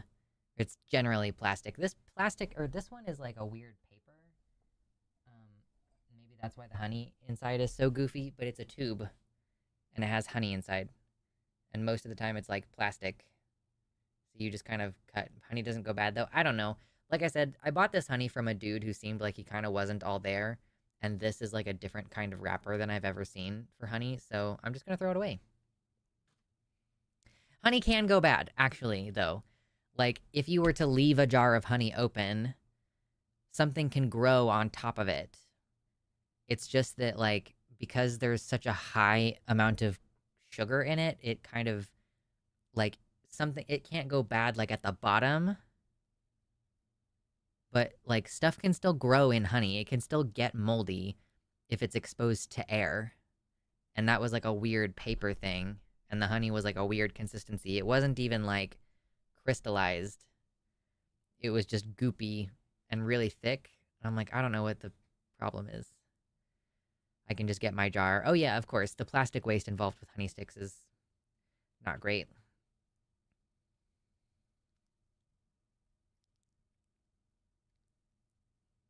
Extra vitamins growing on the honey. Yeah, for sure. Extra vitamins. Honey is mostly sugar and stuff loves sugar. Right.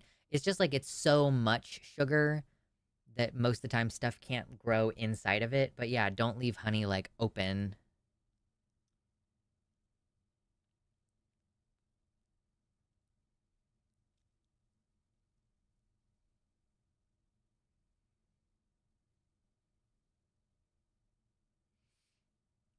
And I did buy a jar of raw local honey at the farmer's market.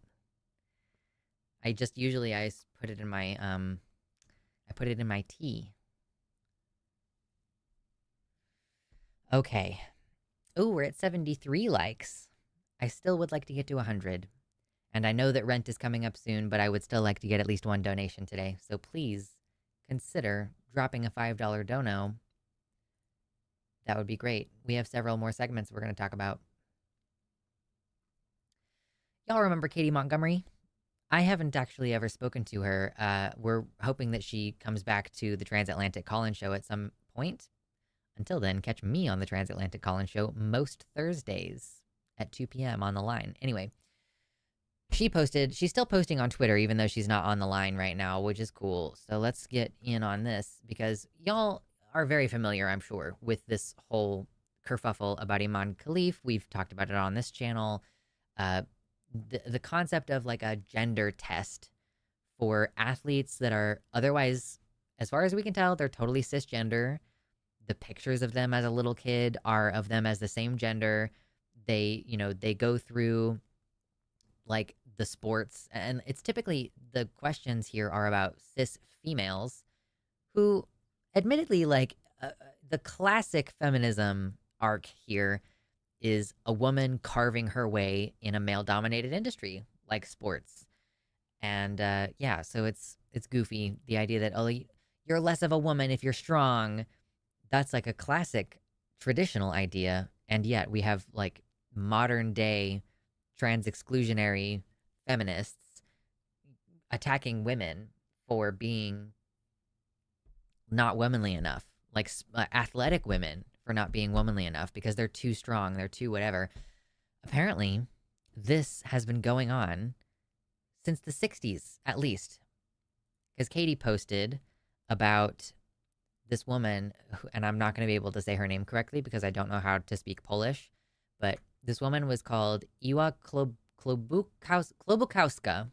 Iwa Klobukowska. She was a Polish sprinter who set multiple world records back in the 1960s. And there she is. Honestly, she kind of looks like Iman. She's got the strong nose. She's got like a nice strong jaw. Like, I can see this person being somewhat gender ambiguous from this one picture at this one angle. Like, I can kind of see a transvestigator going nuts over this person. Apparently, she failed a gender test, quote unquote, and was subsequently banned and had all her records stripped. The papers at the time called her a man. And again, she set multiple world records. And then the following year, after her banning, she gave birth to a son. And she never received an apology. At the time, quote, gender tests would have been a genital inspection, which are as degrading and ineffective as you might imagine. I'm just quoting Katie here. And then also a chromosome test. She, quote, passed the chromosome test part the year prior, leading some people to believe that she has genetic mosaicism, which is like some of her cells are XX, but other ones have different chromosomal whatever. Like, I think genetic mosaicism happens when, like, you absorb your opposite sex twin in vitro. I don't really know, if I'm being completely honest. But so she passed the tests one year, and then she, quote, failed the tests the next year. Someone in the comments says if she had been tested a year later, she likely would have retained her medals due to improvements in testing and scientific understanding. Like, they had genetic tests back then, but they weren't very good. So it's possible that it was just that the genetic tests were shit and that they just pulled up a false result. Yeah, this is old school transvestigation. So she had to have her genitals inspected and a chromosome test. From the stress and public humiliation involved with this, she attempted suicide. And then Katie, points out none of this hysteria is new. It's the same hateful insanity as before, and that there is no gender/sex test you could possibly perform since that's not how biology works. And something that a lot of people are claiming in response is that chromosome tests have gotten better since the 60s, which is true, but that's missing the point. The issue here isn't that the result of the test was wrong, it's that chromosome tests don't justify bans regardless. Right. And I'm personally of the opinion that sports should just be desegregated anyway, because women and men can be competitive with each other. We are barely sexually dimorphic. Testosterone levels do not accurately predict sports performance. Some of the highest performing male athletes have like the lowest testosterone. The boxer tested that way too, didn't she? So we don't actually have any evidence that Iman Khalif failed a gender test, quote unquote. Because the thing is that she was boxing in a Russian league. And so like one year she performed fine. She passed whatever test, whatever. And she beat the Russian favorite. And then suddenly the following year she's failing gender tests. And they haven't disclosed what that is, what that means. So we do not have any evidence that she has higher than average testosterone. We do not have any evidence that she has a chromosomal anomaly. The IBA, which is, again, the Russian boxing league in question here, has been discredited by the Olympic Committee because they're corrupt. And, so basically, there's a lot of evidence to suggest that they said that she failed a gender test, but she actually didn't. Mr. Baby? Hi. Do you want to interrupt? Hey. Hi. Are you going to be dumb enough to come close to me? Come here. Come on, Mr. Baby. No, he's not going to fall for it this time. Yeah, the test results read, trust me, bro. Exactly. Multiple IBA officials have tried to say what the sex tests were, and their accounts contradict each other. Mm-hmm. Right. So, yeah, we don't have any evidence that she has a weird chromosome, whatever. And, like, why should it matter anyway?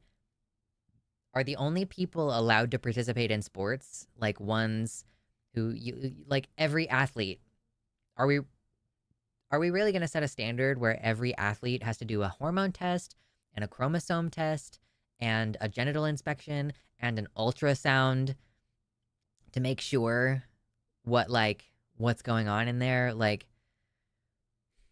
do we need to see your birth certificate and to like meet the doctor who brought you into the world? Like,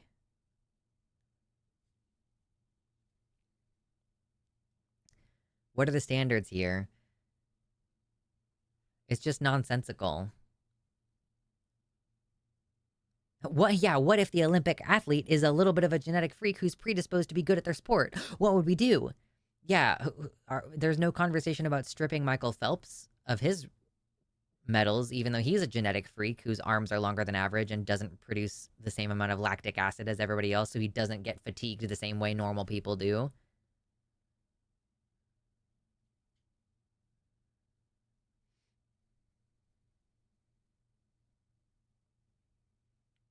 Unironically, if she'd been white, nobody would have acted this way. Well, to be fair, Katie Ledecky, is that her name? Katie, the swimmer. She's white and American, and people were transvestigating her at the 2020 Olympics. So to be fair, you know, yes, there is a heavy racial component, but I'm just saying, like, it's not impossible for this to happen to white women. But, like, yeah, Castor Semenya, and I think there were two other black female athletes who also had to submit to genetic testing and have been limited in their ability to perform various sports.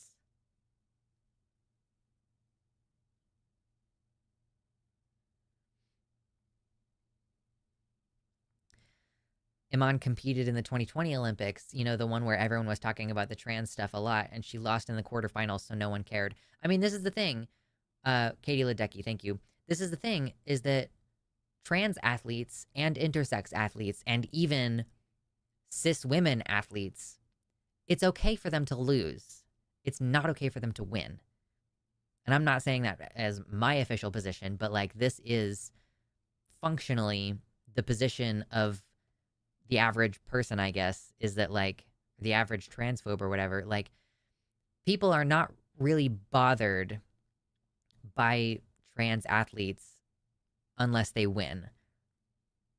Or like they don't seem outraged about it unless they win. It's like, okay, but so yeah, like what are you saying? Trans people can compete as long as they never win?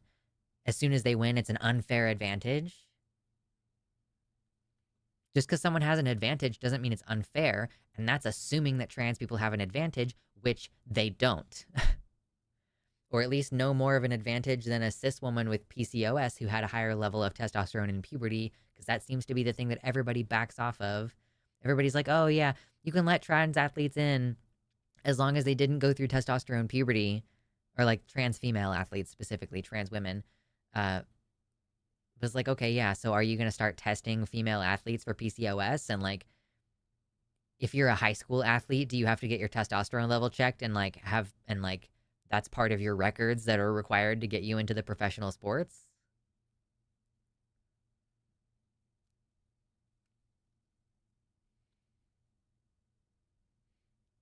I'm proposing an immediate ban on gender until we can figure out what the hell is going on. No more gender for anyone. True. Ban all gender.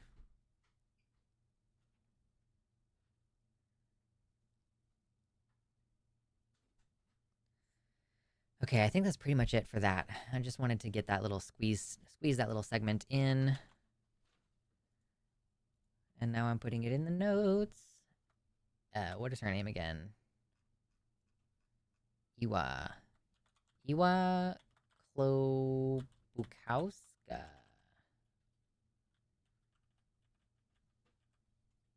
Oh, dude.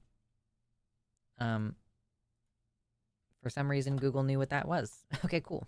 Nice. Thank you. Wait, do you mean to tell me that you didn't have cracks in your knees as a kid? Do I have a medical issue? I mean, I don't remember having cracks in my knees when I was a kid, but I also don't remember trying to do squats when I was a kid, so.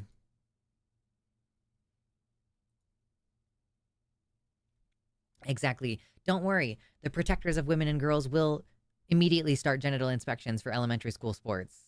Yeah, this will totally not open up any very scary cans of worms. Definitely won't be a problem.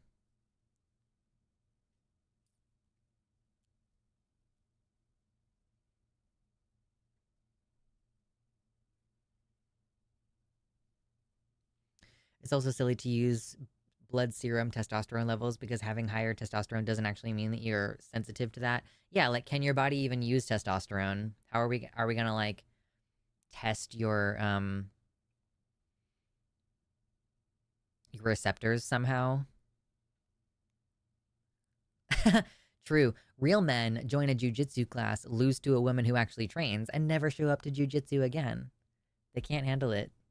This is exactly why there's a women's league in the first place. Is like men can't handle the idea that women might be better than them at things. Just can't handle it. Can't do it. Okay, we have 4 more things to talk about today.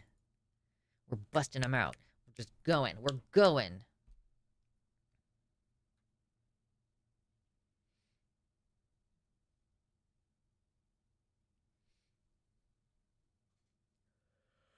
What if we all just got our gender from Oprah? Yeah. Yeah, shout out to that Takis caller who said he could beat up most women. He's like, yeah, I'm like a white belt in whatever it was, jujitsu, and I could beat up like 80% of women. And it's like, okay. All right, bud. Sure thing. Sure thing. That was a fun call. Was that me and Josie? Yeah, it was me and Josie. That was a fun call. Mm.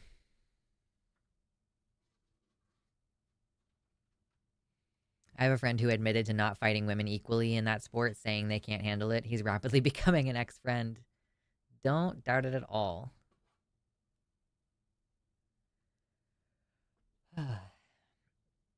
Drink water, babes. It's good for you.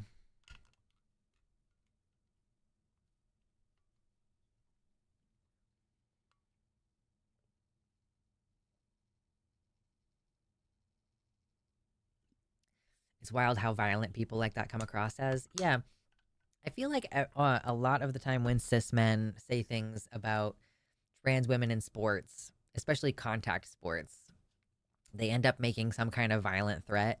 It's weird.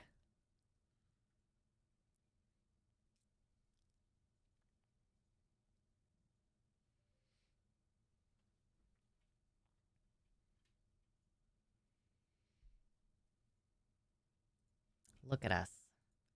We're making it through. We're making our way downtown, walking fast, faces pass, and we're homebound. Oh man, I'm at a point where I might just like have my Twitter page zoomed in at all times. I'm getting old.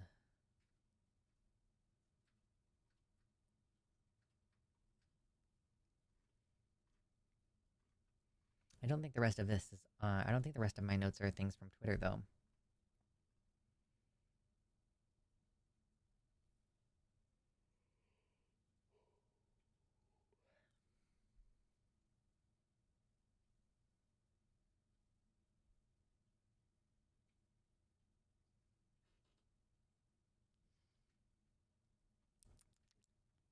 Okay, well let's see what we have.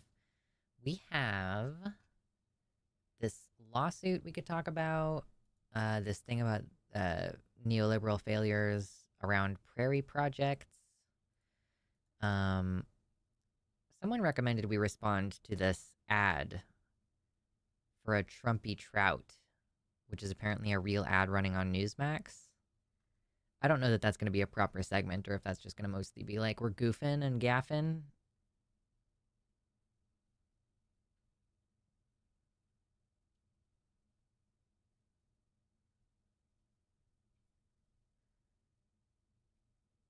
Yeah, exactly. Every time I see a woman, I imagine myself beating her up to see if I could win. This is normal.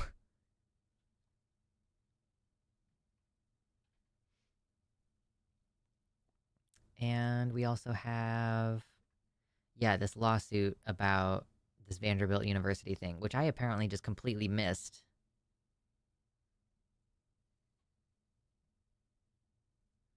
It's a goofing thing. It's not, okay, it's not a segment properly.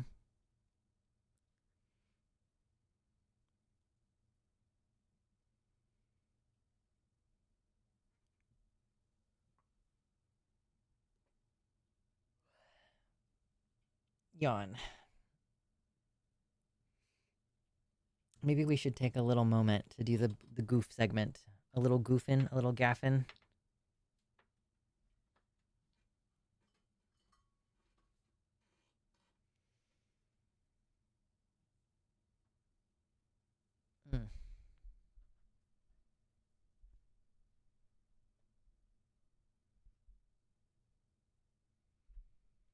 Okay, let's watch this goofy segment thing so that I can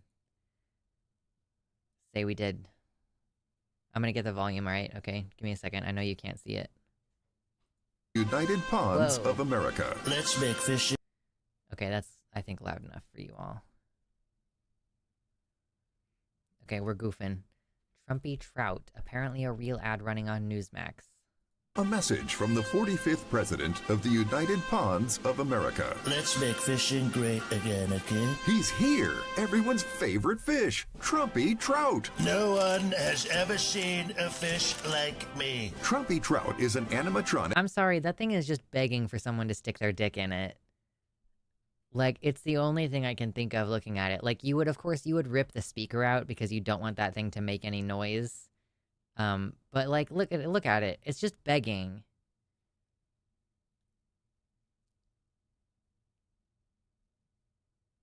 It's like a smash or pass situation. Is like, I mean, it's like an obvious smash if you have a dick to put in it, right?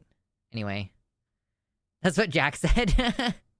I mean, yeah, it's true.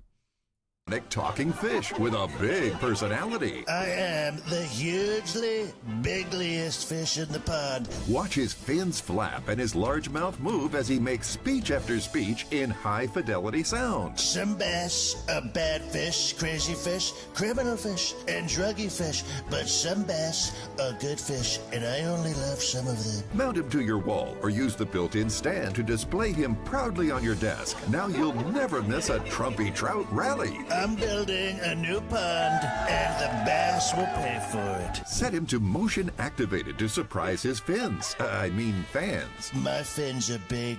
I have the biggest fins. No fish have fins like me. Or turn him on and let his inspiring words delight the crowd. All the fish love Trumpy. They BRB learning pyromancy to remotely kill it with fire. True.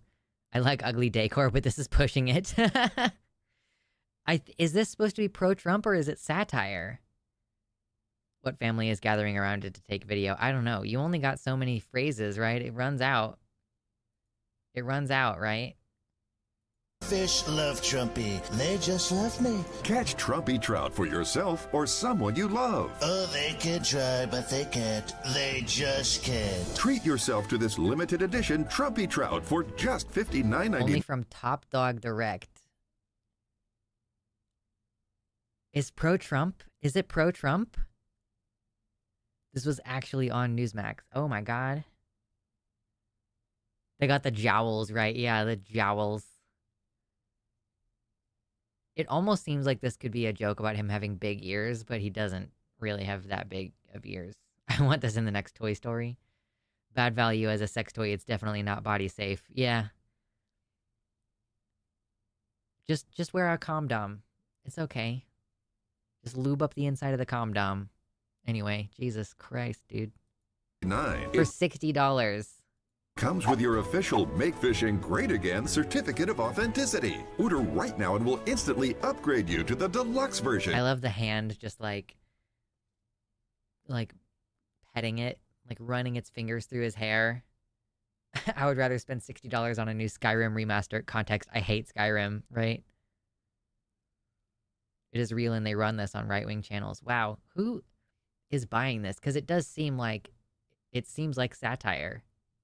It seems like this is something you would see on Saturday Night Live, genuinely. Why is there a deluxe version? Yeah, what is the deluxe version? With desktop stand and Trumpy Trout jingle free. He is the greatest trout, without a doubt, the biggest fish. And for even more fun, we'll give you a discount when you buy more than one. We got the shoreline secure. No bass in this pond. Supplies are limited, so don't miss your chance to hook the greatest fish of all time. I am the greatest trout, and there is no doubt. This is a limited edition collectible from Top Dog Direct. Order now at TrumpyTrout.com. That's TrumpyTrout.com. Okay. I love how you just learned immediately that I watch Mythical Kitchen. $60 each. Yeah. I can't stop picturing it having a female condom in the mouth. Yeah. I'm sorry I gave that to you. Pyromancy is insufficient. We must recruit the ever-burning mines. Why? I feel like I woke up in a fiction novel a few years back when I found out Trump had actually won. I honestly almost stopped believing in reality. Why has God abandoned us? Oh no. How much is one of those usually? How much is one of the singing trout usually? Hold on. Or it's usually a bass, right?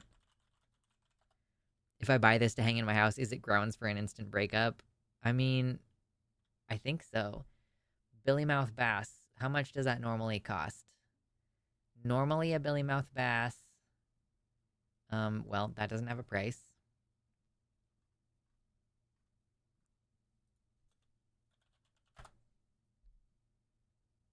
They're usually like up to $25.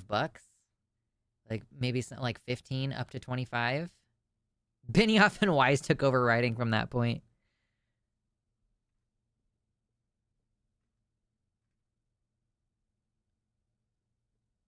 I guess some of the like limited edition ones can be more like 60 or $80. I see one from Walmart for $30.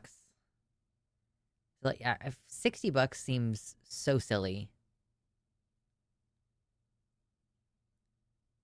The next time the line has atheism call-ins, in addition to debunking callers' arguments for God, they can further counter-argue with this ad. Yeah, does God exist in this world? The world with this horrendous singing trout Trump guy? It's a novelty plastic fish. How much could it cost? $200? Oh, goodness. Ken Ham himself would have to concede. I haven't really thought of him in the real world in a long time. I'm like, yeah, Ken Ham, he did that debate and like he built that museum. Didn't the museum come down recently? Like the museum doesn't exist anymore?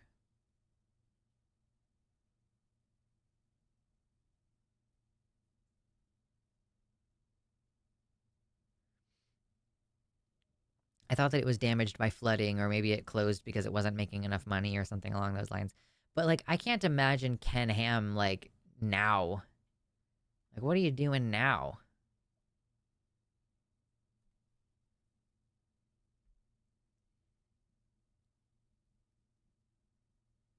Another great addition to my ever-growing collection of Nazi memorabilia. Oh, gosh. Goofy. Oh, the museum went bankrupt. Nice. That's fun. They weren't making enough money at the Noah's Ark Museum. This convinces me there is a God and it's utterly malevolent. It wants no good things for you. It's only here for bad things. 75 likes. We're creeping up to 100. My goal is to get to 100 likes every stream. Wouldn't it be nice? Glorious.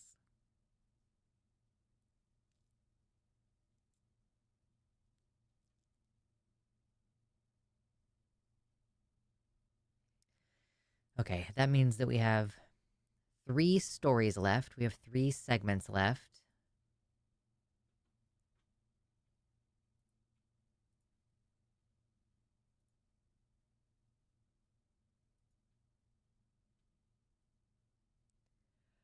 God isn't evil, he just gave up and is phoning it in. Yeah. God has abandoned us. That's what that means. Okay, so here's what we have left. We have a lawsuit where a Trump judge has ruled that dead naming trans students teaches, quote, tolerance in a bizarre opinion, according to Aaron Reed. We've got one about Native Prairie Project outside Toledo Zoo. It gets mowed down by the city. And we have one about the Vanderbilt University Medical Center just kind of giving out information about transgender patients.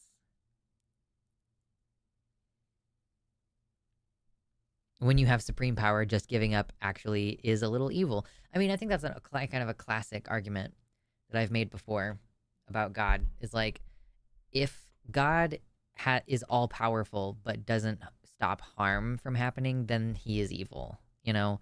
Because if I was all powerful, I would put a stop to most harm if I could. And like, if I'm all powerful, then I could, you know? Like, little classic.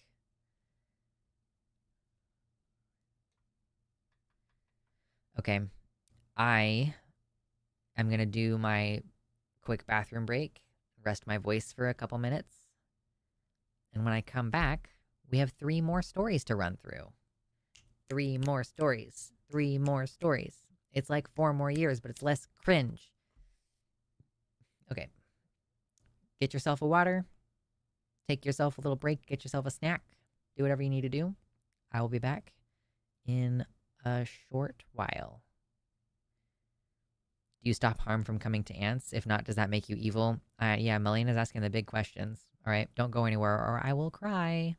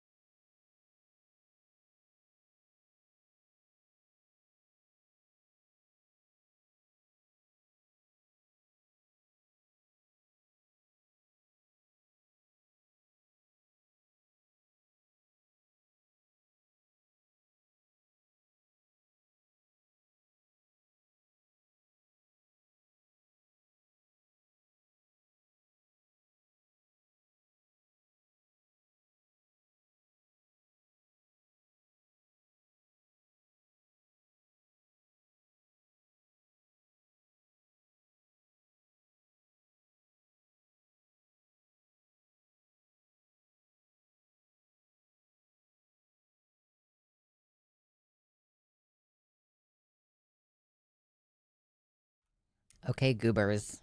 It's jump scare time.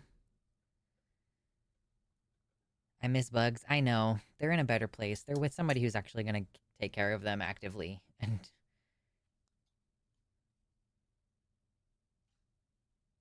joke's on you, I'm already crying. Well, I didn't want to join you. I am crying a little bit though because some people did leave, which is so sad. I went and got my jar of honey because I don't have a honey stick right now. I'll have to get some more honey sticks at some of my favorite honey places at the Rent a Fair this weekend. But I was like, I'm just gonna eat like a spoonful of honey, but only one. This is the part that's kind of a bummer. When you're spooning honey, it's got this like thin trickle that takes forever to go away. Oh, are you done? Are you done? Are you done? Okay. Honey. If I get a snake, should it be called Smaug or Wormtongue? I think Wormtongue sounds cooler.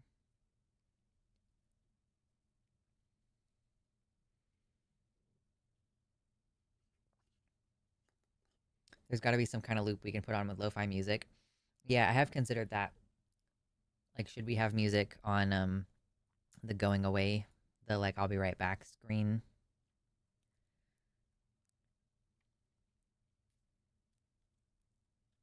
Hmm. You gotta twirl the spoon. Yeah, but then I don't get as much of a. I'm like using this tiny plastic spoon. See, it's so little. 59 people in here, 79 likes. That's nice. Good stuff. Ooh, we love honey. Ooh, honey's so good. It's great for the vocal cords. Also, if you're ever out in the heat and you're like in the dusty, like, because at the Ren Fair, you'll be out and it'll be like hot, and yeah, you're just like dusty throated, and it's good. The honey is a great salve.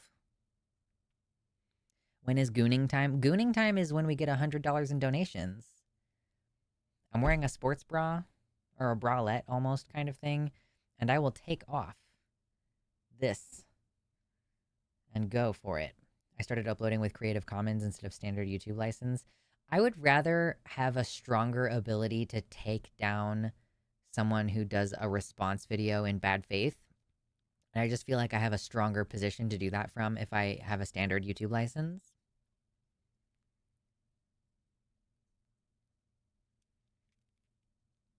I want to give Lux a nice teaspoon for honey. This is what happens to my money.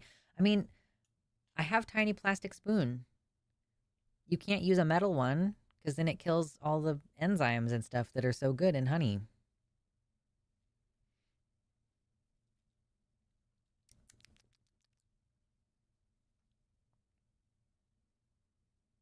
You all are allowed to goon when I take my shirt off for flexing time.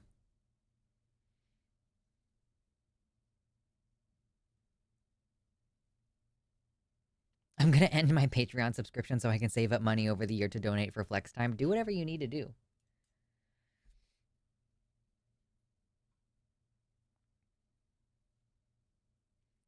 Use a wood spoon. I don't have a wood spoon.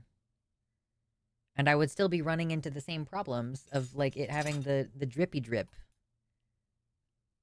I do have one of those I have one of those honey things that looks like a beehive at the end, but I don't it's that's not really for like if I need a singular spoon. I should get into wood carving, I guess. Hey. It shows up weird now because the website got updated, but thank you, Milena. Your naughty donation. Thank you. But LuxFlex and Mayoside 6 gifted tier 1 subs. Thank you. Thank you much.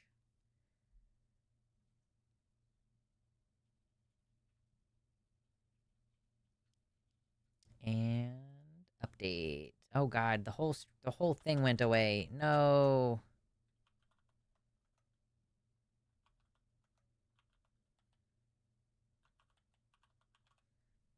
Okay, now it's back. Okay, we did it.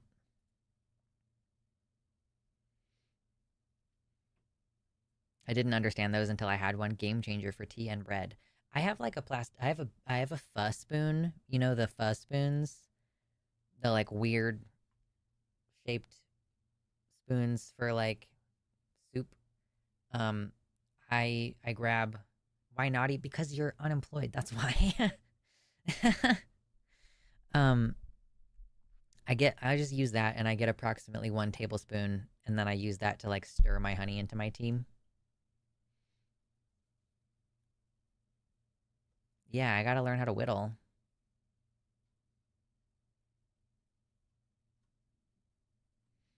Tip for wood carving: the greener the better. Sure, that makes sense. Just like whittle myself a little wood spoon. I would pay you to dress in a maid costume and make me a casserole. I mean, I have like a maid apron.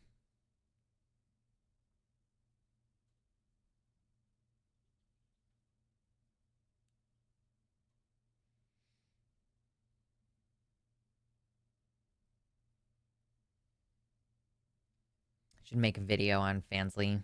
Me and me in like a dress with um my maid apron. Oh no. I have a reminder on my monitor and it just fell off. Stupid fucking.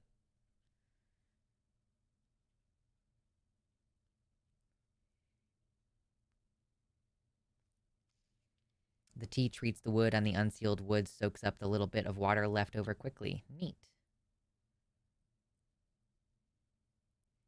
Spoon carving stream when? I'm much more likely to do a crochet stream than a wood carving stream. I need to make like probably at least 6 more of these leaves before I can finish my shirt. So, you know. Also, this one that I made turned out way better than the ones that I made before. I don't know why. It's weird. Hot, uncensored spoon carving action. Precisely. Okay. Let's get into another segment, shall we? We only have an hour and a half left. And yeah, I do think probably next stream I'll just start at 3 p.m. instead of 4, so we can get a little bit longer. Crochet stream fun, just chatting and working on fun art stuff. Yeah. I don't know how I'm gonna film myself doing crochet, but we'll see. The first time you carve a spoon can potentially be really, really annoying. Yeah, I have a friend who got into wood carving in the last couple of years, and based on watching him, it does seem like it is pretty annoying and challenging. And messy. And again, I rent. And I have fucking carpet. So, like, do I really want to carve wood? Does that sound like fun? Doesn't sound like fun to me. I had an idea for donations. One side of donations is take my pants off, and the other side is put them back on. Yeah.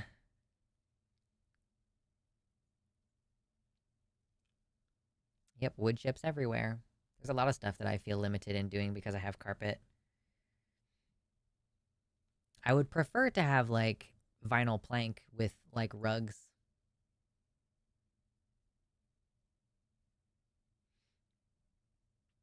My cat meows incessantly to get into my room, so I let him, and then he walks around and sniffs things for 3 minutes and then leaves. He has to check up on you.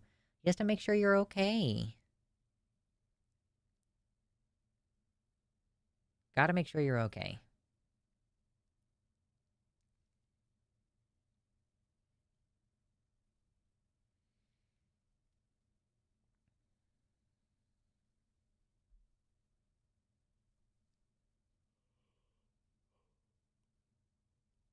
Okay.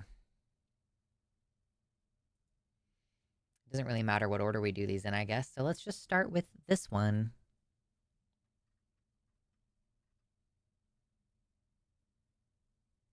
Wall-to-wall carpet is the worst flooring outside maybe a bedroom IMO. Carpet in a bedroom, yes. But still, listen, sometimes you want to have fun and you don't want body fluids getting on the carpet, okay? So, you know, I could even see an argument that LVP would be best in a bedroom, and then maybe you could put like a rug down for like, that first step you make in the morning when you get off the bed and you first step, or like, the as you're getting into bed, you can like wipe your feet off on the rug. Yeah, let's not do carpet in a kitchen or carpet in a bathroom. You ever see carpet in a bathroom? Cringe. Cursed.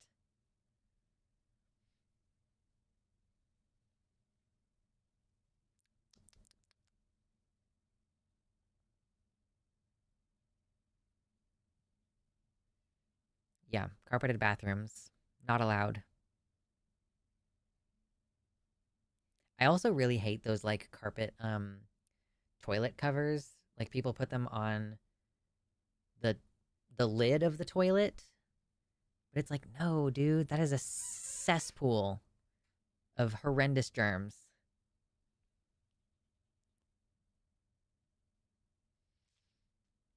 Like there's no way to ever get that shit clean, truly. And that's why the British no longer have an empire. Why is everyone so sleepy? Because I never sleep well. Like earnestly every single night I have weird fucked up dreams and I never sleep well. So every day I'm tired. And again, as we were talking about POTS earlier, I also like sometimes my heart rate randomly goes up. Last night, I think it was better last night. Because again, I bought these like salt pills and I decided to take one with like a little bit after my dinner last night. And it did make me think I was going to throw up, but I didn't. And then I feel like I retained my fluids a little bit better throughout the night, but I'm not totally sure. True, when you're spooning honey, it's my favorite time of night.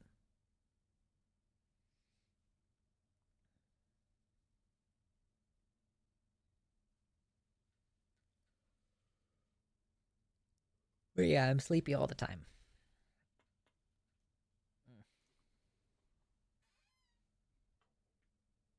Eh. I wake up at 3 a.m. every night for no good reason. Yeah, I did that a lot when I was a teenager, for sure. I just wake up throughout the night. Like, I'll get hot and I have to readjust. If I'm trying to spoon with my partner in the middle of the night, I have to have both feet and most of my legs out from under the blanket.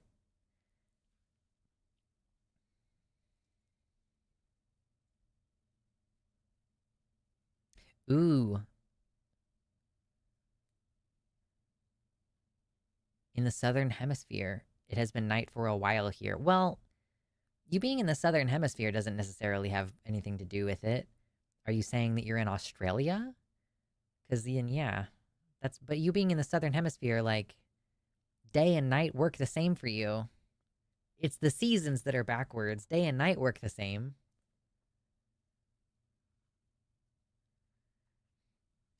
Yeah, hugging someone while sleeping is a guarantee to overheat. I'm like hot in the morning. It's crazy. Oh, it being winter. Oh, yeah, I guess fair enough.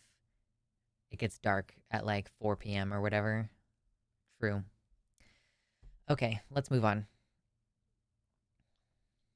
Mm.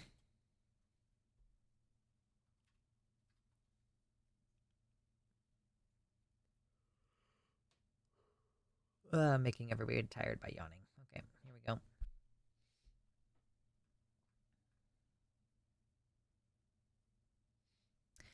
I hadn't heard anything about this until seeing it on Erin Reed's blog, so I wanted to kind of like react to her post and talk about this a little bit.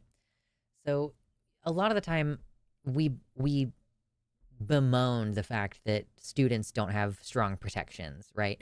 Biden just recently updated or attempted to update Title IX to say that sex protections, that includes gender identity and sexual orientation and pregnancy status. And that has been like the Supreme Court said that they're not going to support it as written. So I guess they're going to wait for it to go through the courts and then they're going to judge on their own, which is crazy because I'm pretty sure that like that is not in the purview of the judiciary, but whatever. Anyway, so we know that children and like school age people are often not protected for being trans, right?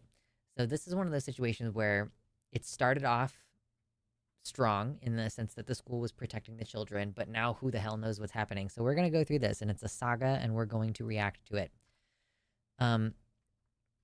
Let's see. So there were let's see, blah blah blah blah blah. A teacher was fired for refusing to use two trans students' preferred name and pronouns. So that's, atypical. We don't typically see these kind of really strong protections going on.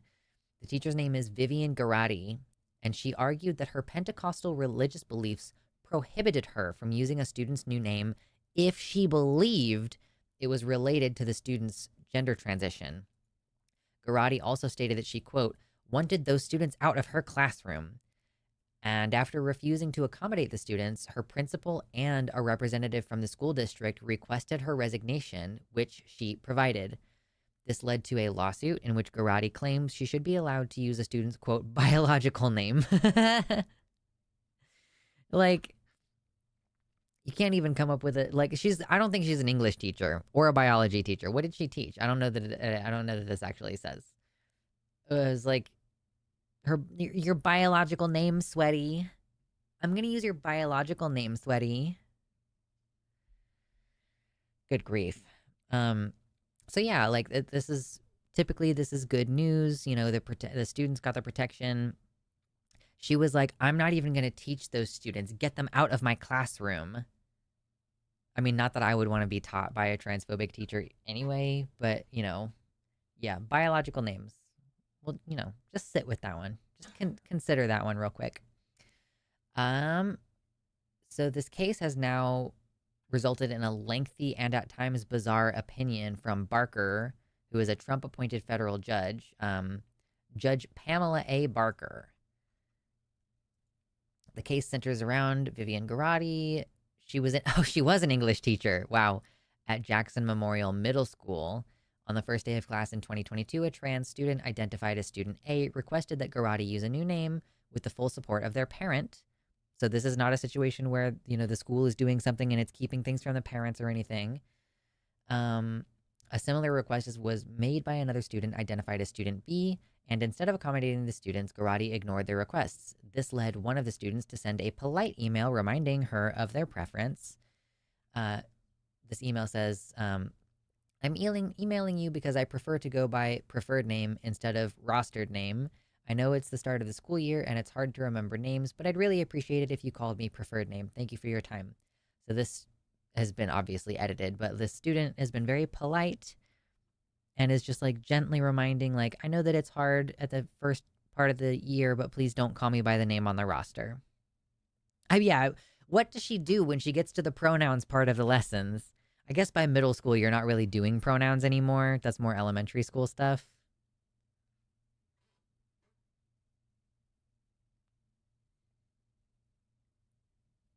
If your religion stops you from respecting a student, then teaching jobs should not be an option for you. Right. It's like I don't know if we reacted to this on stream or not, but I saw something recently about, like, someone on Twitter was saying that they would not hire someone to work in healthcare if they knew that person had gender critical beliefs. And people and like TERFs were getting upset about it. But it's like, no, if you can't be respectful and you can't be trusted to treat these people equally, then yeah, why would we let you in? It's like a type of hospitality care. Like, why would we let you be around human people? Why would we hire you to speak to any people, as a matter of fact, much less be responsible for their life or death care and treatment? But asserting that she was, quote, equally uncomfortable. No, I don't think so. I think that you're power tripping and, like, you're basically bullying teenagers. Like, you're basically bullying a child, effectively. Yeah, it's like hiring an anti-vax pharmacist. Or, I mean, people have had issues with CVS Pharmacy and Walgreens both, for like pharmacists just choosing not to fill their prescribed gender transition hormones. So yeah, I mean, or, choosing not to fulfill your birth control prescription. There are definitely issues here. Garati spoke with a fellow teacher and mentor, explaining that she, quote, disagreed with the student's request because of her religious beliefs and that she, quote, wanted those students out of her classroom. Over time, the repeated dead naming and misgendering began to take a toll on the students, which led student A to seek support from their school counselor. The counselor forwarded a message to Garati asking her to use the student's preferred name and pronouns. This then prompted a meeting between Garati, her principal, and a school district representative. They attempted to accommodate her by requesting that she use neutral pronouns while still using the preferred names, but Garati refused. So they tried to accommodate her, like, you don't have to use binary pronouns. You can say they, them, which again, that is a type of misgendering. Like that's not an acceptable compromise. If you know that someone identifies as binary trans, then calling them by they, them pronouns is, you could say it's either misgendering or it's degendering. But either way, we know, like, obviously that's not really an acceptable answer. But if it's going to get us through the school year, then okay, whatever. Like, let's offer a compromise. So they tried to offer a compromise here. Yeah, it's crazy to me that a grown adult is acting this way toward teenagers.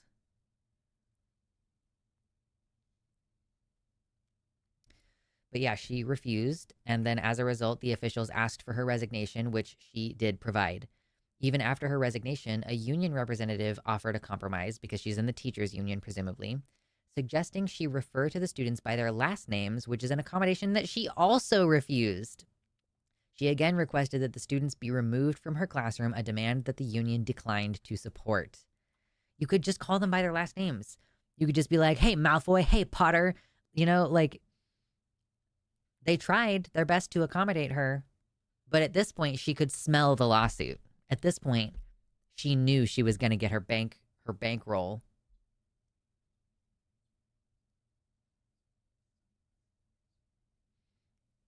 Yeah, every class I ever took where the teacher wanted to know our names, they would also ask for nicknames. Wonder if this woman also refuses to call Timothy's Tim or William's Will. Like, no, I'm not going to call you Bill. Your name is William.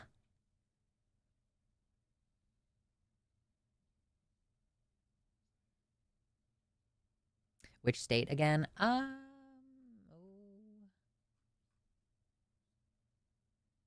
Jackson Memorial Middle School. I don't know that it says what state though. It's in Ohio. The federal judge is in Ohio, so I'm assuming that this school is in Ohio.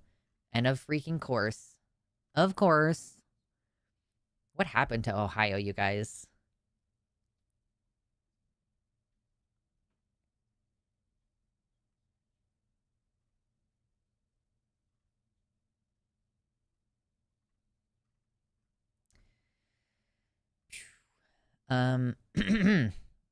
So yeah, here's the excerpt from that. She's like saying she would like those students removed from her classroom. The district cannot do that.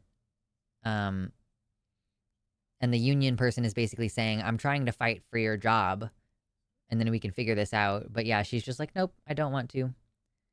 Teacher shortage, that's probably why they didn't just boot her. I mean, yeah, well, the union's job is to protect her position. Like, they want to try to make sure that she doesn't get fired for no reason or whatever, you know? She filed a lawsuit. Oh, great. With the help of far-right Alliance Defending Freedom. Yep, she could sniff it. She could sniff the money. Claiming she had a religious right to refuse to use a student's preferred name if it conflicted with her belief that, quote, sex is a biological function and that a person's gender identity will always match up with their sex. Okay, but a name, again, like the concept that a name is biological is nonsensical. A name is just a name. And in fact, the pronouns are also just words that don't reflect a biological reality necessarily. Yeah, none of this has to do with being respectful of these students. And literally, you had the option to use their last name. You could avoid pronouns and just use the last name. But no, you're like, I am so bigoted that I can't even be around these teenagers. The lawsuit argued that requiring her to respect a student's preferred name constitutes compelled speech. Sure, Jan.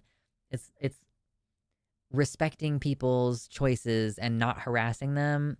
Well, that's compelled speech, babe. It's like if a homophobic person, like a homophobic teacher was like, Yeah, but it's my closely held religious belief that you're a degenerate and you'll never be equal and everything about your existence is disgusting. And if you ask me to politely refer to your partner as your boyfriend, then that's compelled speech. You know? Yeah, yeah, it's this kind of same logic of the no gay wedding cake thing. Like I'm like me making the cake is somehow an endorsement of your lifestyle or whatever phrase they usually use. Yes, the name is legal, not biological. But yes, the teacher obviously said biological for a reason based on how they spoke to and treated this student. Both these two students.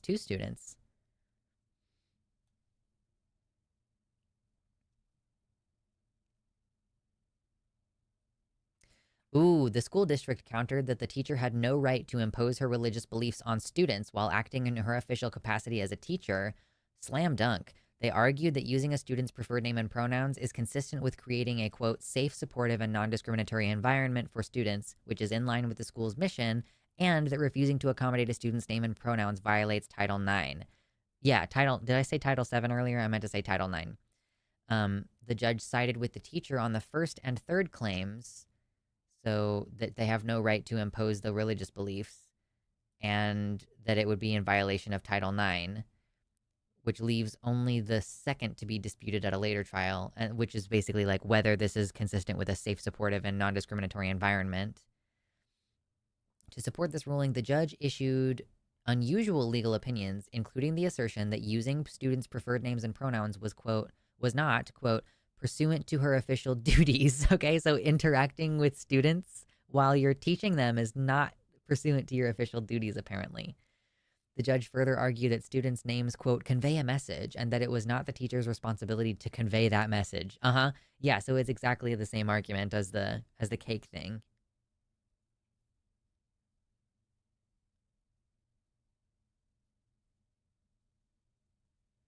It's wild that the person doing the suing is the teacher and not the student's family. Well, the student's family doesn't have a monumental think tank behind them like the freaking ADF, the Alliance Defending Freedom.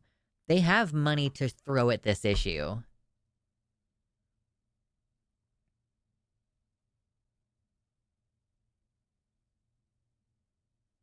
Yeah, let's just give children in school serial numbers since they're all cogs being prepared for the machine anyway. Oh god. So here's an excerpt from the ruling from the judge.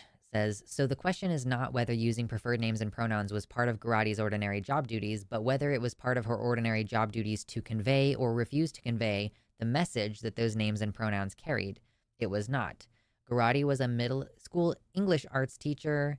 Her job was to teach English to the appropriate state standards. It was not her job to, quote, teach anything with regard to LGBTQ plus issues. Okay. So I guess her, like, regarding students the way they want to be regarded is teaching LGBTQ this. This is the thing.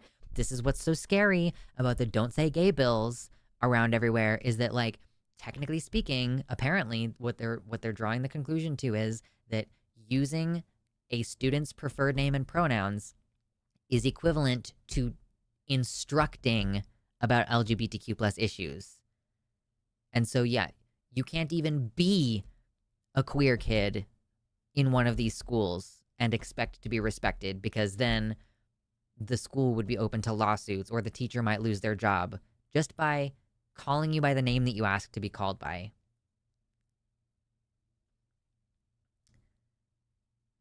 Teacher in chat says, it's, I recall distinctly in training to not even come close to messing with Title IX. Mm-hmm.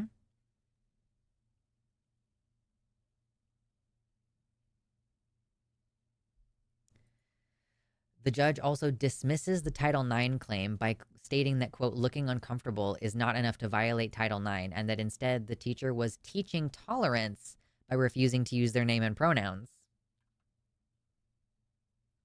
We're teaching tolerance by being intolerant of transgender individuals. Wow.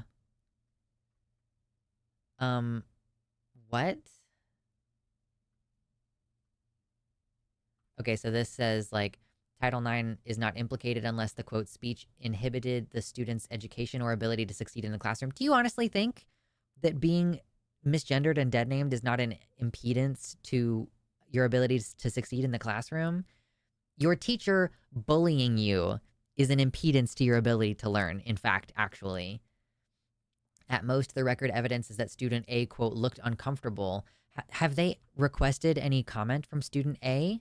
Or are they only going off of what Garati said?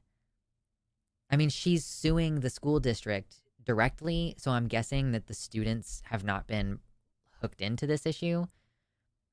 But like, yeah, the student like should be able to say like, no, this impacted the learning environment. This made it harder for me to interact with the classroom. Yeah, I must teach you, the person under me in this social power dynamic, to tolerate my assault on your identity.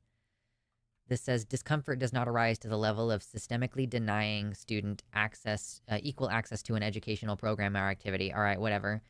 Further, quote, learning how to tolerate speech is part of learning how to live in a pluralistic society, a trait of character essential to a tolerant citizenry. Okay. Okay. So yeah, just like tolerating what is functionally hate speech is part of learning how to live in a pluralistic society. Like basically like saying something that is harmful and insulting to a member of a protected group, like on the basis of their belonging to that group. That's what hate speech is functionally. Like tolerating bullying from a teacher is part of learning how to live in a pluralistic society. It's an essential character trait for a tolerant citizenry.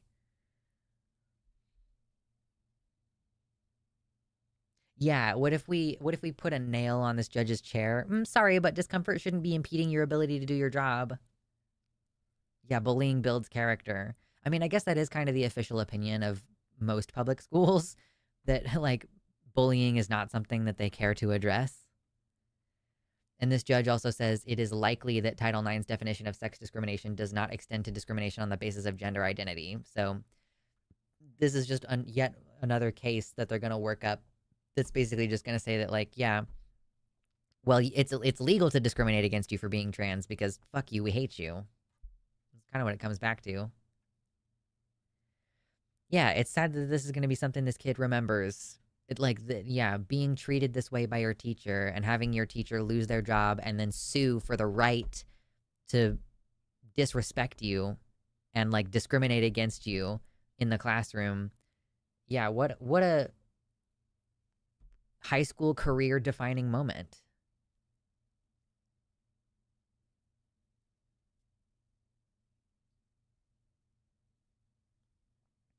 Yeah, the Supreme Court in 8 months. Let's not even.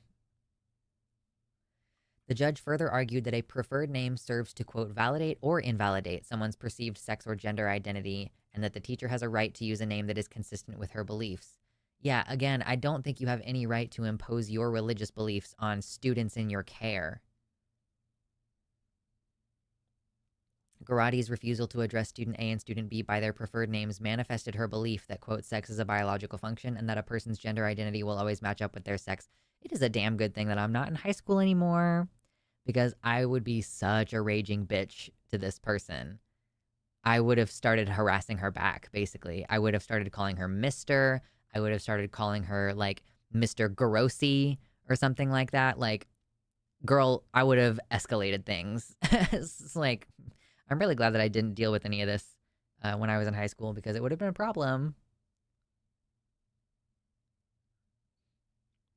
If you refuse to say she to someone because of their, quote, sex, then isn't that discrimination? Yeah, and there was a Supreme Court precedent that basically they should be just going off that precedent that Title IX protects gender identity, because yes, if you will call someone Bill because they're male, but you won't call someone Bill because they're female, that is sex discrimination. You're treating people differently on the basis of their sex, and that's not supposed to be acceptable. But of course, this judiciary, like all these Trump-appointed judges, like they're going to continue to erode the concept of legal protections, civil rights, and personal freedoms. Yeah, the judge even said names can invalidate, so the judge sees the damage and doesn't care because the victims are trans. Yep.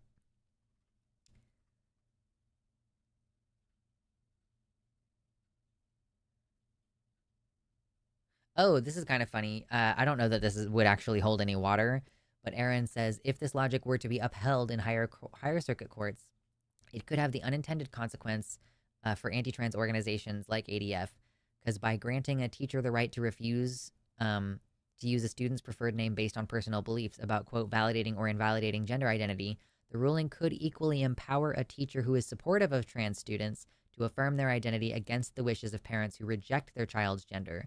This precedent opens the door to other troubling scenarios, like if refusing to use a student's preferred name is protected as a matter of religious freedom, could a Christian teacher similarly refuse to address a Muslim student by the name Mohammed or request they be removed from their classroom? Such outcomes would create a chaotic and inconsistent application of rights, undermining non-discrimination and equal protection in education.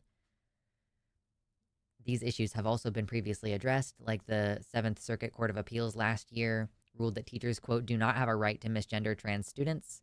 The court found that misgendering harms trans students and imposes an undue burden on them, rejecting claims that teachers are not acting in an official capacity when they do so. So, of course, that circuit does not include Ohio.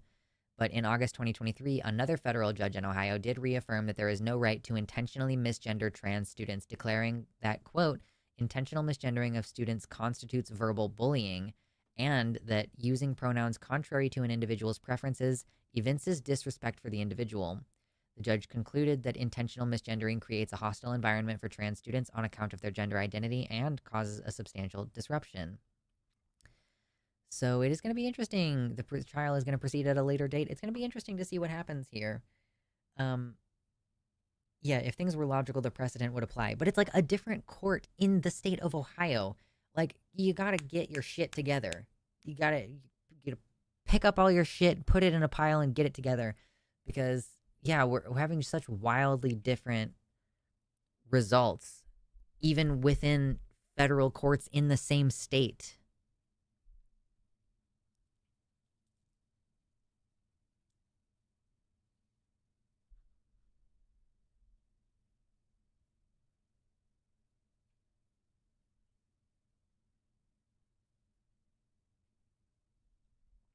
The reason I hesitate to say the Supreme Court would just blanket uphold this, uphold the discriminatory ruling, is because Kavanaugh wrote the majority opinion in ruling that dress code discrimination against trans people was a violation based on sex. So in this case, it would be a judge overturning his own precedent that he set not very long ago. Yeah, but I don't think that they have any scruples or any, I don't think they have any problem with being wildly inconsistent. But we'll see. We'll have to see.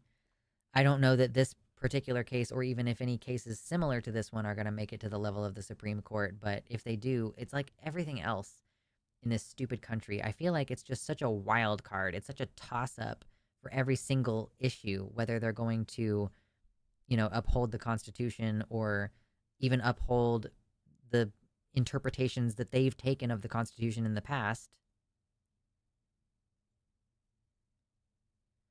New ideas set out non-discrimination policies and fire any judges who don't hold on. Yeah, like why do you still have a job if you're not upholding Title IX? Yeah, see, also Roe v. Wade is settled during the Senate hearings.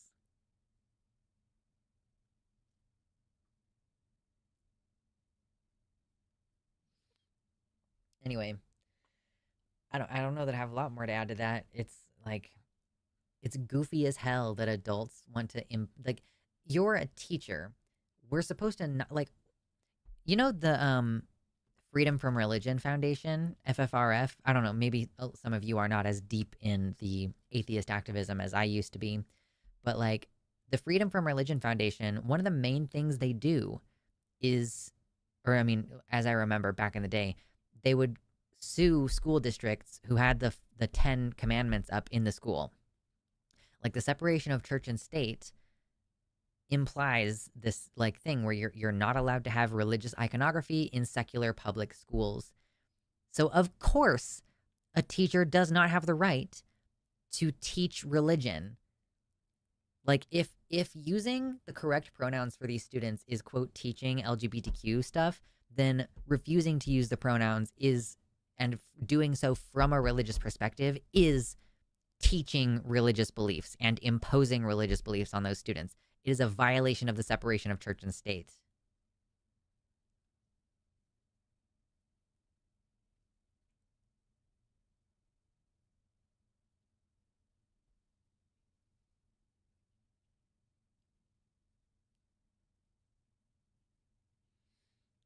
Like, whether it's in your official capacity of teaching English or not. Like, if you were a coach for the kids after school track team, it's not your official capacity as a teacher. Does that mean that, like, all the rules involving your comportment go out the window? Anyway, whatever. That's just my opinion of this being fucking stupid. Oh, it almost dropped a slur. Put this in my notes. Ohio teacher lawsuit. Okay, cool. We'll just put that. That'll be fine.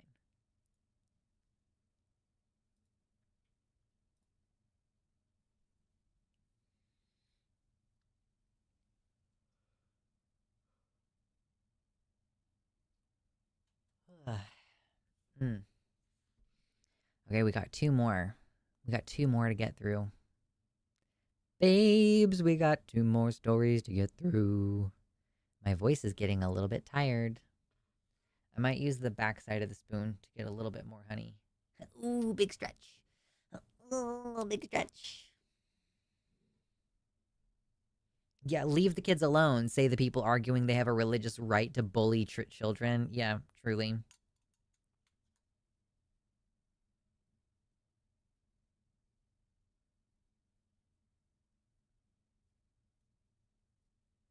Oh,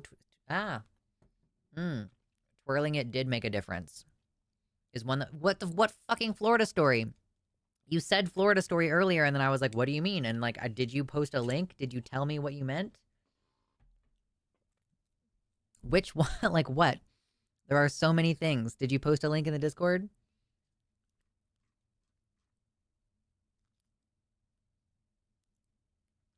Okay, Jamie posted this.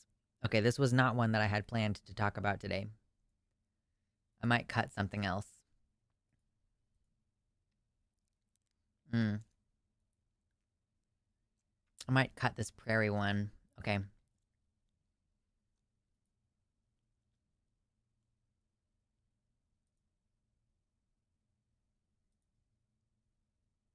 Okay. I found it.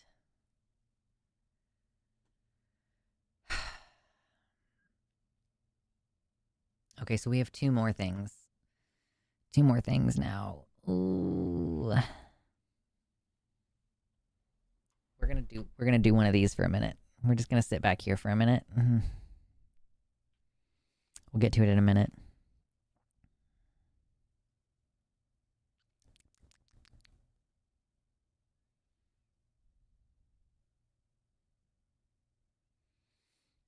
When we went back to school during the pandemic, well, we're still during the pandemic, but you mean when we initially were told to go back to school in 2020, I had a legit mental breakdown because I was panicking about my students getting sick. To me, my first job is to protect, and being part of that return was legit what gave me a mentee B. Yeah.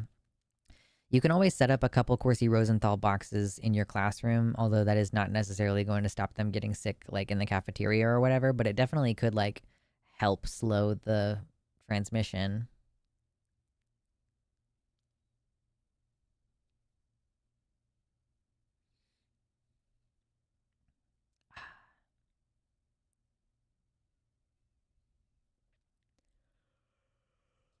We'll talk about more news in a minute. Ooh, you know what? Why don't we do a quick one card tarot read? Just a one card read. We'll just see what the one card tells us. And then we'll talk about more in a minute. I just need a minute. I just need a break. A little teeny tiny break. Oh no, I flipped some of the cards backwards. No. I haven't done one of these for a while, so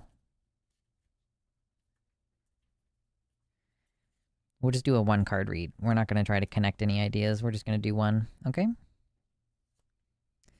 Ooh, we have the Three of Swords. Do you want to see the art?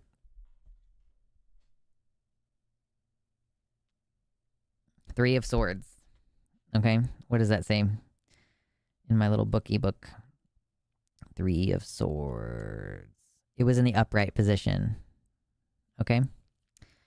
The Three of Swords is a reminder of the inevitability of pain and its absolute necessity in personal growth. Pain is a motivator. You can learn from your missteps and better understand how to navigate your life. On a more interpersonal level, the Three of Swords indicates loss, grief, and the difficult process of coming to terms with losing something or someone dear to you. If you are emotionally exhausted, this is a fine time to find some release. It is best not to wallow. Tomorrow is another day. So, you know, where maybe some of us are learning some painful lessons right now. And it's good to remember that sometimes those painful lessons are going to be, you know, helpful to you in the long run. And that, like, you know, loss and grief and stuff, it's okay for you to take a break. You know, don't wallow in it and all that. I hate this card, leave me alone. Does somebody feel personally called out? Feel personally attacked by the tarot?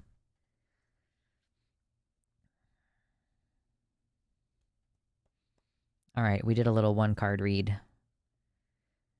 I don't actually believe in this shit, by the way. Like, it's not like an earnest spiritual belief. It's just for fun. And what is the stream for if not for fun? I'm going to need to update my altar here in a minute. Worst one card read of my life. I thought that after having talked to Milena before the stream, I was like, oh, this one's for Milena. Specifically.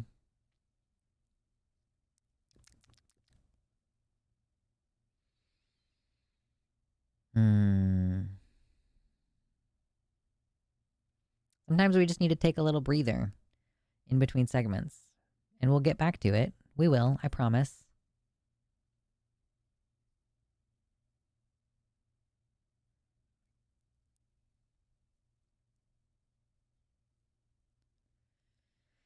One reason this Florida thing is important because it's the biggest example of indirect restriction to trans healthcare for adults, the same tactic Republicans used to restrict abortions before Dobbs. While campaigning on trans issues is an electoral loser, this is how they attack us and get things past normies who only pay attention when there's a law that explicitly says trans people banned. True. Yeah, we will cover it.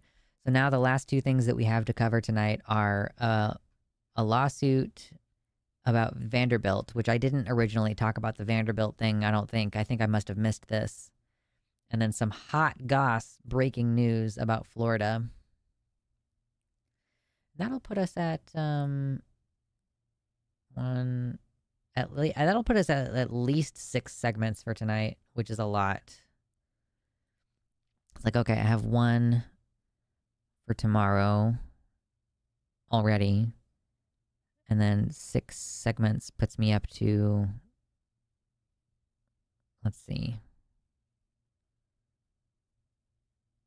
I guess that puts me all the way up to Thursday next week if I were to post every day. So I don't even necessarily need to do both of these. I could pick one.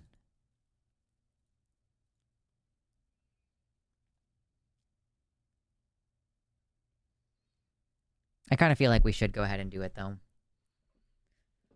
Like, the intentional communities thing doesn't even necessarily have to go up.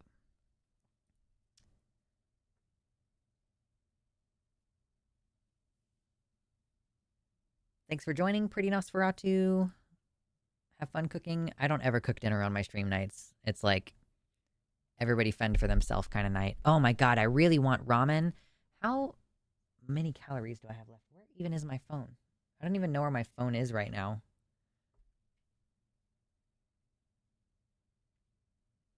Where even is my phone? Okay. Oh, there it is. It fell on the floor. I threw it on the floor earlier. That was my bad. Come back, phone. I'm going to pick it up with my feet. Oh, come back. Oh no, I'm wearing skinny jeans. Oh no, this doesn't work very well. Okay, I got it. I did it. Are we on our way to 100 likes today? I want 100 likes on the show.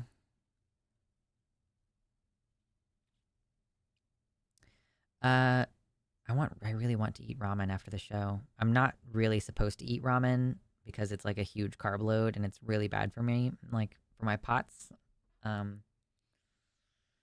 It's apparently the 10th anniversary of Obama wearing a tan suit and conservatives having a meltdown about it. Oh man, I really do want to eat. I really would like to eat ramen. Why was the tan suit thing a thing? I don't know. Because it's like they were like, this is so unprofessional or something. I don't know. That was basically it. Excuse me.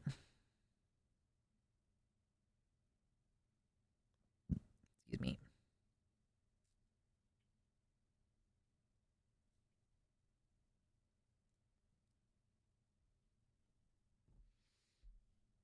Okay, we're gonna do both of these Seggy Segs.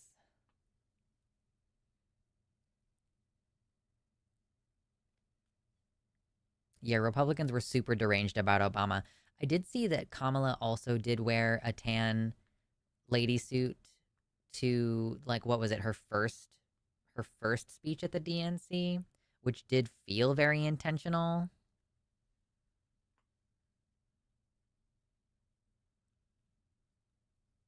Segsy Segs. True, not until you donate. How can I show you my biceps if you don't donate?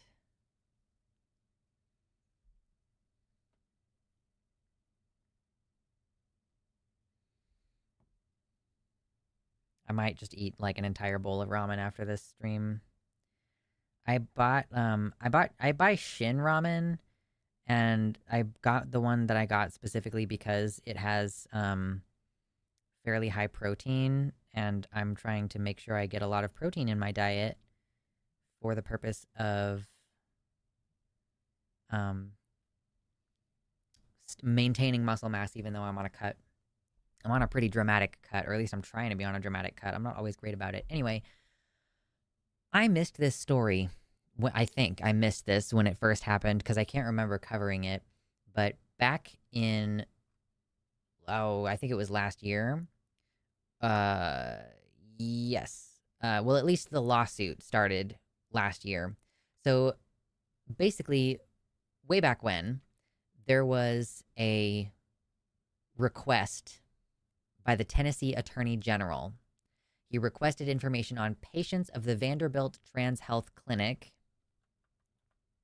Oh my good Lord. The patients claim that Vanderbilt failed to follow both federal law and its own privacy policy when it provided health information on more than 100 patients without notification.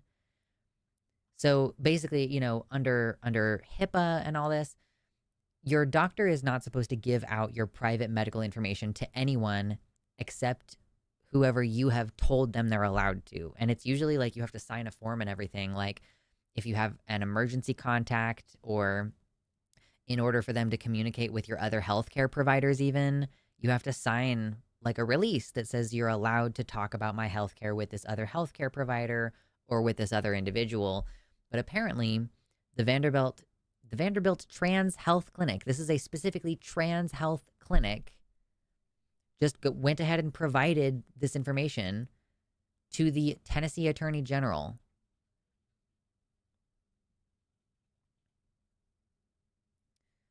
The quote from Trisha Herzfeld says, your health, your sexual partners, all those things are things that can be discussed with doctors. And the fact that this information was given over to a government agency without any notice or attempts to make it anonymous is really desperately concerning to our clients. And I'm guessing that she is one of the, she's with the HSG law firm and one of the lawyers representing the patients. So now, of course, it's been over a year, and this is a class action lawsuit that was filed last year in July, where originally it was two patients sued the hospital over what they called the hospital's failure to protect their personal health information. Whoa, why are you doing this? Why? What is is wrong with you? Sorry. Anyway,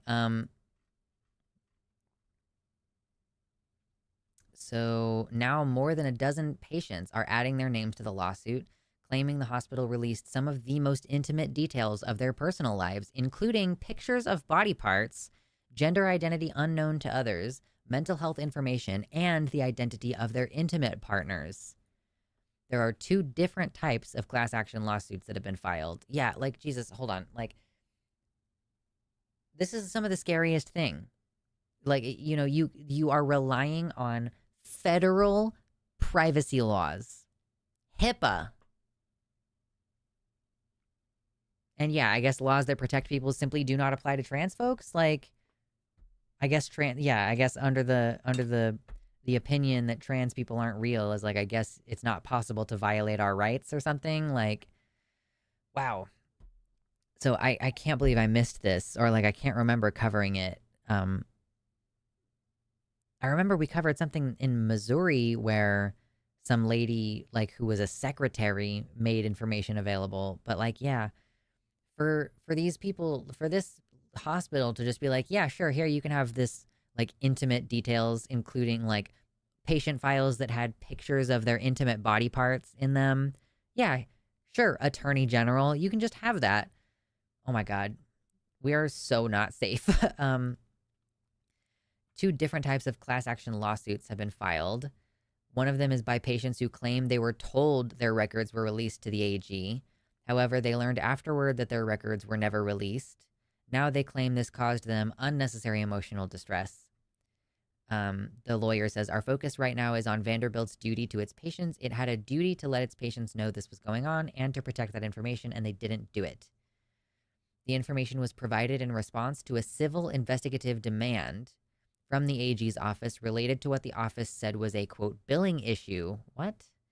Regarding trans healthcare in Tennessee, per the complaint. What? What do you mean a billing issue? Why do you need anything aside from the literal accounting information then? A spokesperson for the AG's office said the investigation was directed, quote, solely at VUMC and related providers, not at patients or their families. But the lawsuit said Vanderbilt should have, quote, pushed back on the AG's request for personally identifiable information. In a statement from VUMC on the recent lawsuits, the hospital said, quote, no new claims have been presented in this lawsuit. We continue to maintain that VUMC acted appropriately and in accordance with state and federal law. Sure. Sure, babe. Sure. Sure. Like, I don't understand justifying this in any way. Like, no, we acted accordingly. We, giving over pictures of your genitals to the Attorney General's office because of a billing issue. Yeah, that's in compliance with HIPAA, actually. Your sexual information and your sexual intimate partners, yeah, forking over that information was in line with HIPAA and federal and state law. Girl, you cannot be serious. Girl, you have got to be joshing me. You've got to be pulling my leg.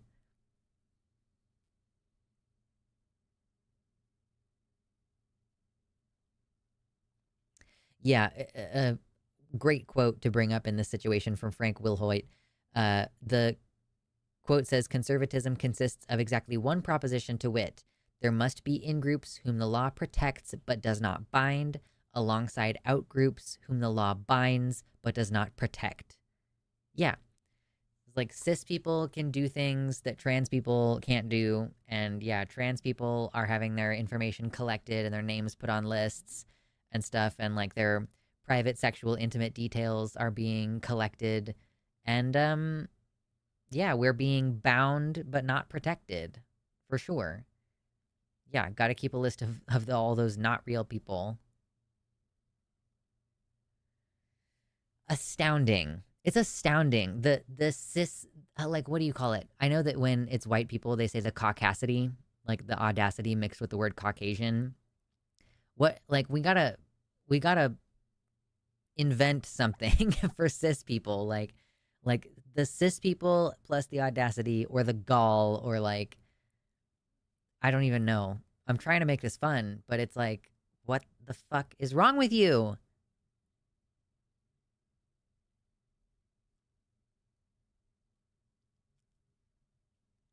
The audacity. Okay, fair enough. Fair enough. That's true.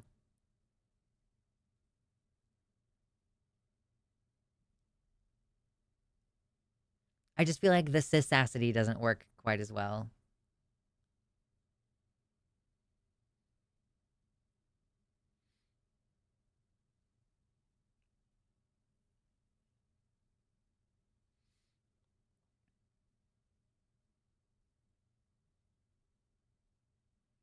Yeah, name on a government list, gang, raise your hands. My name is on a list on Chris Kobach's desk. Fuck you, Chris Kobach.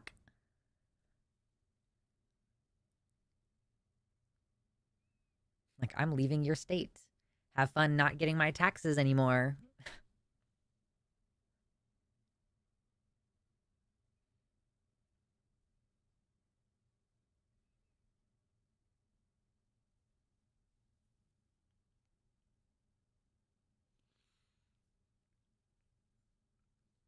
Can we just hit reset? I just got done rubbing my eyes. Can we just hit reset on this timeline?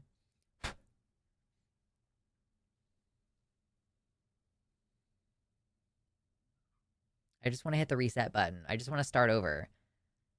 There's got to be like a button on the simulation, like the box that is holding the simulation. Can we just hit the reset button and like throw back to, like 20,000 years ago? That sounds good. Let's just throw back to 20,000 years ago.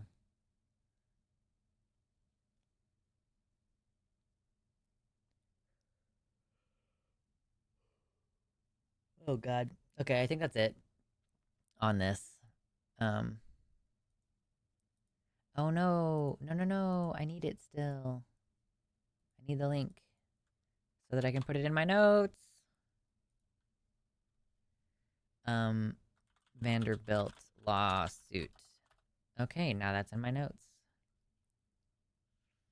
1, 2, 3, 4, 5. That's 5 segments so far today.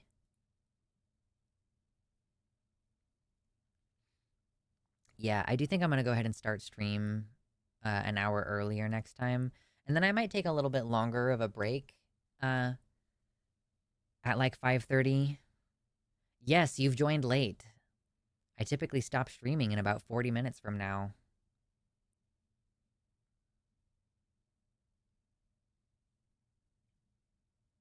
Release the black goop from Prometheus.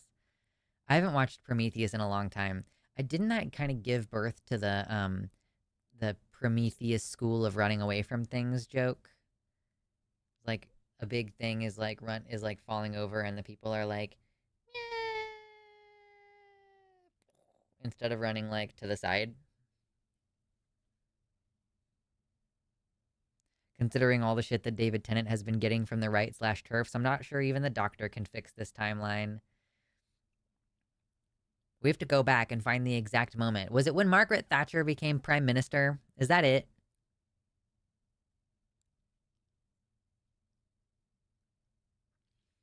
Okay, this is a random question. First of all, we're almost at 100 likes. Thank you. Oh my god, I love you so much. But like, okay, so my second channel, for those of you who are not aware, so first of all, I haven't really been posting over there because I just don't really have a lot to say over there. But the point of it is like that's going to be the channel where we're talking about like how to survive impending climate change and like sharing some of my other interests. Is that the channel where I do the if I do gun content, does it go over there? Somewhere between Thatcher and Reagan, true.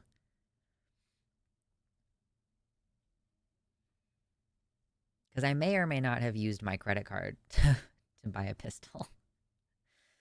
Oh, God.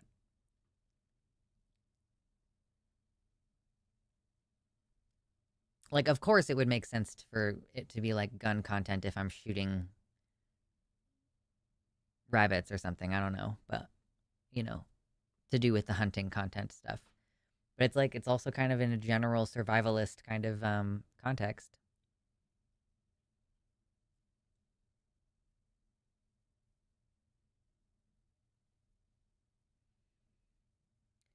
Mama, you're quoting something I'm not familiar with.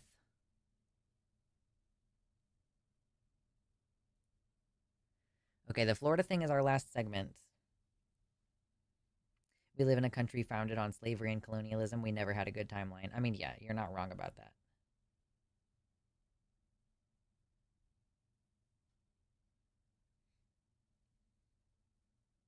Ah, you're quoting Fallout New Vegas. I see. Man, if I had known about this Florida story before we started, that would have been the title of the stream. Like, adults lose health care in Florida or something. Trans adults lose health care in Florida. Yeah, I'm not wearing the hoodie today. I'm just wearing this cute top, and underneath I'm wearing a bralette. And I'm waiting desperately to get to the stream goal, but I don't think we're going to.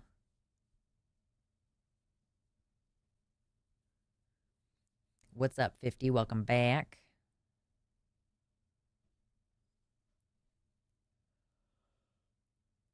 Okay, we've got one left. Oh, I'm gonna have so much editing to do tomorrow. Is there a collar on that shirt? I mean, it's kind of like, it's like one of these, you know? I'm not, I guess it kind of has a collar. I don't really, it's not like a hoodie, because it's not, you know, it's just like this. Cute little floppy neckline.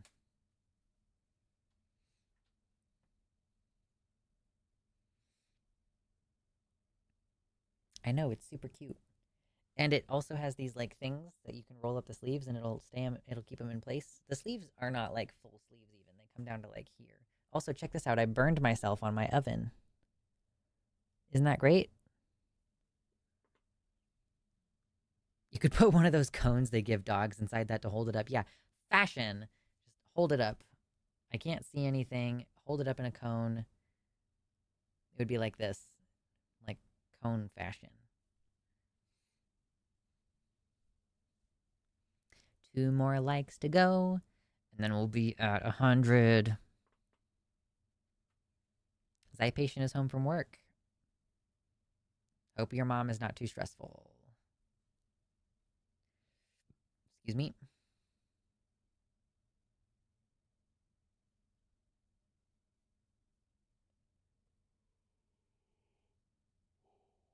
Whoa. Man, I'm so tired. So tired of all this. So tired of all this news. So tired.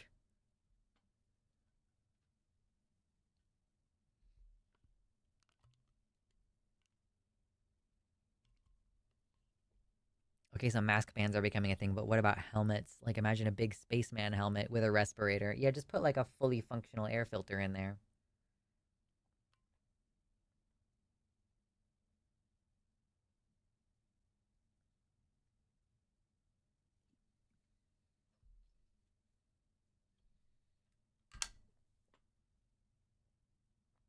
We did it.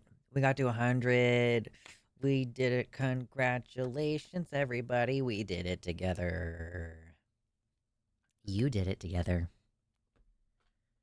Isn't that so neat? It's not nice, but it is neat. Oh my god, what is wrong with my hair? What are you doing, little tiny curls? You probably can't see this. You probably just looks like I'm a crazy person, but my hair in the front here is like really curly. It's like, woo! Okay.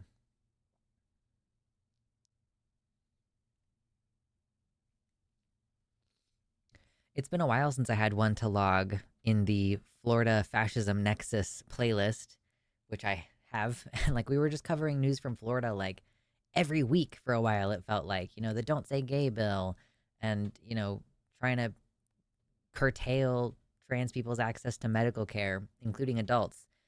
So that's what we're going to revisit today. So exciting. Wow, isn't that so wonderful? This is hot goss off the presses that trans adults, I guess, are like, there's been a very strong move to prevent trans adults from accessing healthcare. Like the thing that was happening before was that basically they were just declaring this is the same bill. Okay, cool. It's going into effect now. So we covered this a while ago because it was like, I wasn't even sure if it was a bill or if it was just that they decided unilaterally that Medicare or sorry, Medicaid, right? No. Yes? Yes, Medicaid is the one for poor people. Medicaid was just like not required to cover trans related health care anymore because they just like declared that it wasn't real health care, basically. Like it's not medically necessary. Because that's the thing about public health options is that they only cover things that are very like explicitly medically necessary. And they were just like, we've decided that we don't care how much distress your gender dysphoria causes you. We're not going to cover the health care. So we're covering this again because Aaron Reed has posted trans adults being cut from care after Florida court ruling.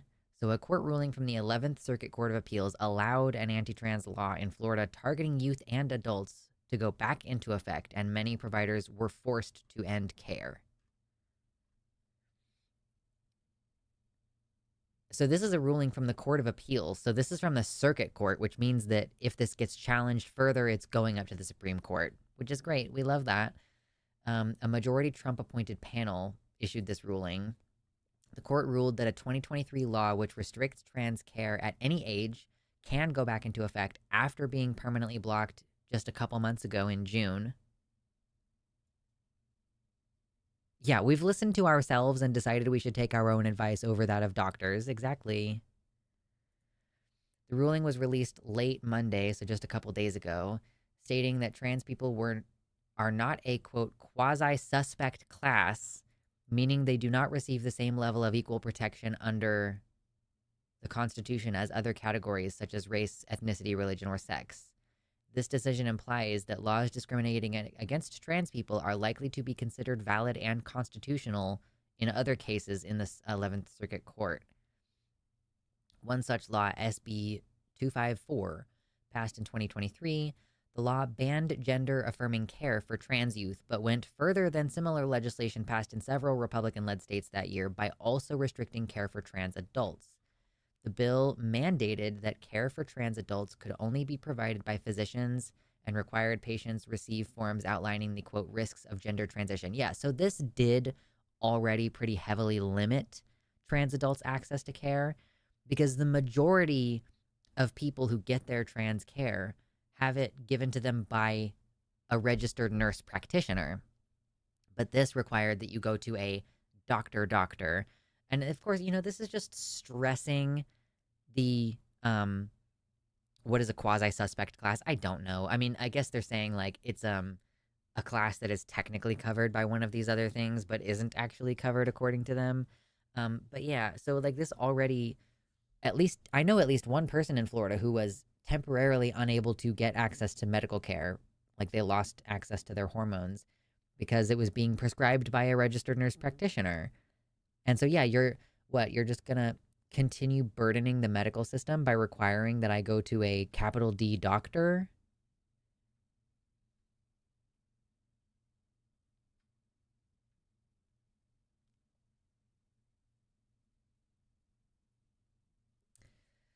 But now they don't have to worry about that because they're just, I guess, like making it illegal in general? Like, or is this just this part of the law is going into effect now? Yeah, so the physician requirement has proven especially burdensome for trans adults as the majority of their care is provided by nurse practitioners. The number of trans adults far exceeds the capacity of physicians who offer gender-affirming care. Planned Parenthood, the largest hormone therapy provider in the U.S., explains, quote, most gender-affirming hormone care is provided at PPSP by advanced practice providers, such as physician assistants, certified nurse midwives, and nurse practitioners in our health centers or over telemedicine. With the law fully in effect, trans adults who previously had access to care are being notified that their care will no longer be provided. One anonymous patient shared an email from their provider which stated, unfortunately, Florida has reinstated the ban on care for minors and the restrictions for adults. We can no longer see any patient of any age who is located in Florida, presumably because this place doesn't have like a capital, Dr. Izzy, why can't if you're a capital D doctor, why can't you see okay, so they're banning care for minors, period, and keeping the restrictions for adults. But so minors will need to travel to a state without a ban. Patients 18 and over can travel to any other state except Alabama under age 19. Uh, why? Why can't you? It's supposed to be just the nurse practitioner thing. Do you? It says Dr. Izzy Lowell. Do you not have a doctor to provide this care? Spectrum, a major provider in Florida, was also forced to terminate care and cancel new patient appointments. However, during the period when the law was blocked, the organization reportedly took steps to ensure patients were well supplied with medication in case the law went back into effect. So basically, they just gave them prescriptions that were more than they necessarily needed so that they could, like, save it and, like, hold and, like, have a bit of a backup.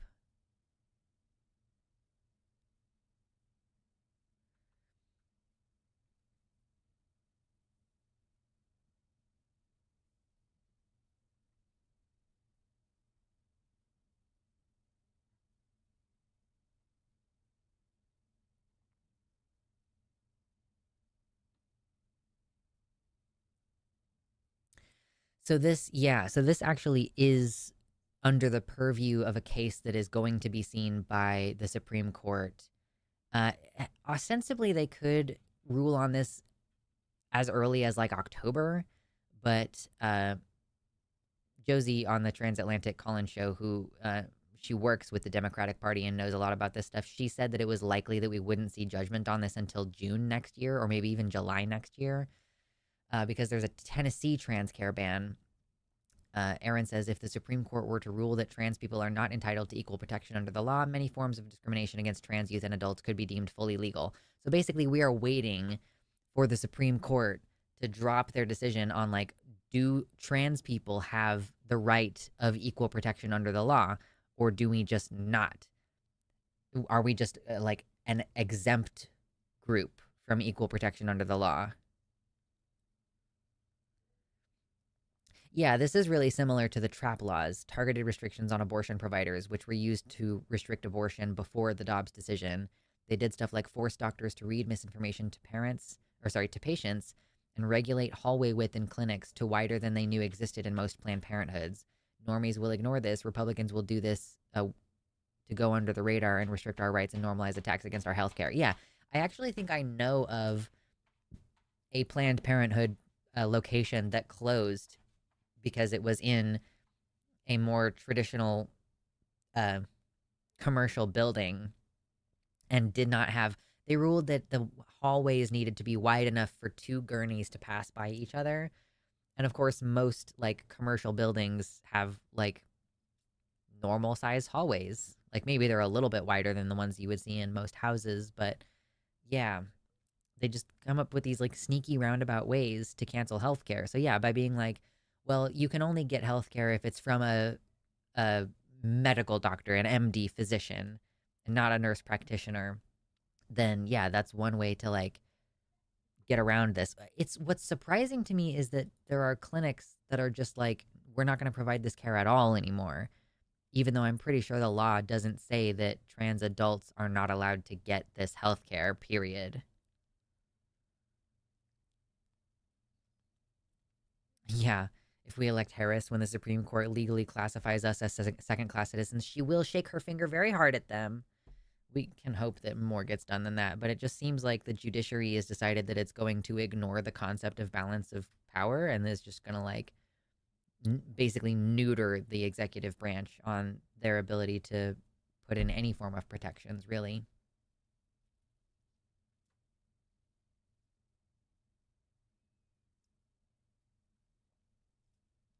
So this decision is actually coming from a panel.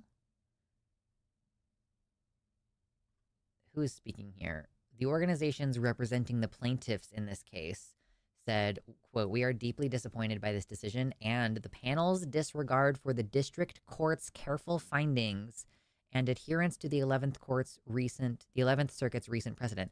So the 11th Circuit Court already decided that this law is not okay 2 months ago. And this panel, what does that even mean? This panel? Who is on this panel? Is that like, and why is there a panel that can override the 11th Circuit's precedent? This is like a panel coming from the 11th Circuit.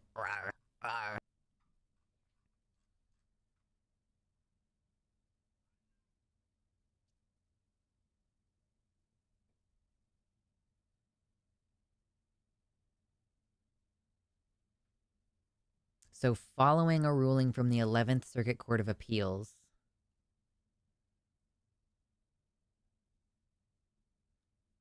okay, I don't really understand how, like, the 11th Circuit previously decided that this law couldn't go into effect, but now it can. I don't really get it.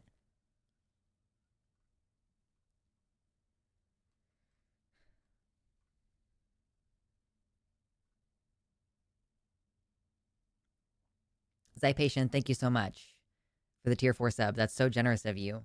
Hi, popping in after work. Sorry for no GoFundMe dono yet, but this is for Right Meow. Also getting us some red back. Yes, no worries. I appreciate it.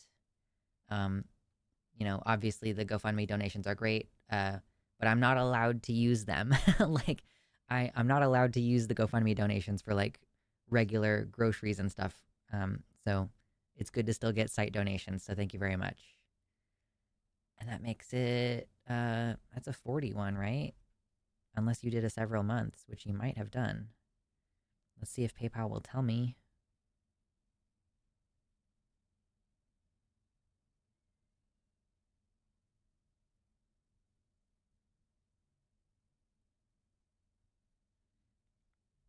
Okay, yes, it was a 40. It was a 40. Thank you, thank you, thank you, thank you, thank you.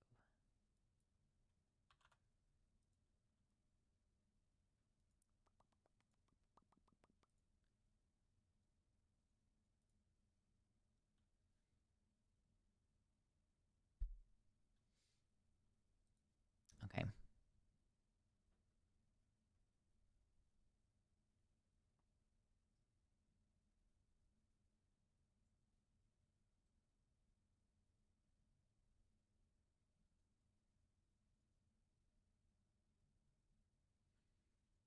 Yeah, no, I definitely appreciate it. Thank you all very much. Mama says, I want Republican fears to come true. I want them all forcibly removed from the power in the judiciary, the legislature, and executive. I want them and their ideology gone root and stem. Yeah, I mean, honestly, yeah, I agree. Societies exist to benefit everyone or else they have no purpose. It just seems like, yeah, they're incompatible with, like, the purposes of having a fucking society and a government cohesively anyway. But this quote from the plaintiffs or the organizations representing them says, allowing these discriminatory restrictions to go back into effect will deny trans adults and adolescents life-saving care, prevent Florida parents from making medical decisions that are right for their children. So I guess there was a district court that's not the circuit appeals court. Like, I'm guessing that the district is a smaller area than the circuit court of appeals. Anyway, so the district court found, based on voluminous evidence, the record shows that these extraordinary restrictions were based on disapproval of trans people and serve no purpose other than to harm trans Floridians. So yeah, it just seems like this is going to, like, I doubt that this particular case is going to make it to the Supreme Court, but we already have one from Tennessee regarding whether trans people have the right to like equal protection under the law. And I think in that case, it's like, if you will give cisgender children hormone blockers for precocious puberty, but you will not give transgender children puberty blockers for gender identity related reasons, then that is not equal protection under the 14th Amendment.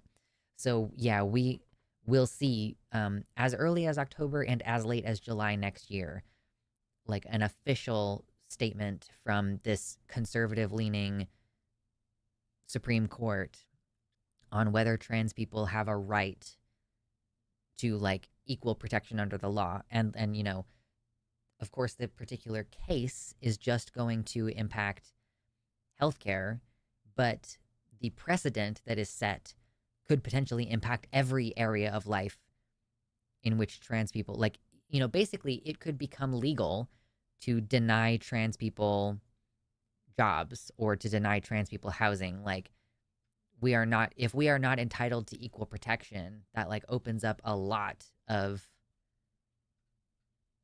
negativity here.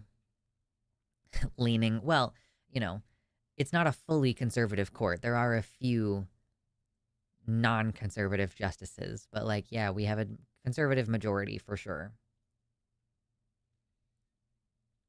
Is this what they needed Chevron out of the way to do? I don't think that this has much to do with Chevron, this particular case, but yeah, who knows? Like removing the Chevron doctrine is going to have such widespread implications that it hardly bears thinking about.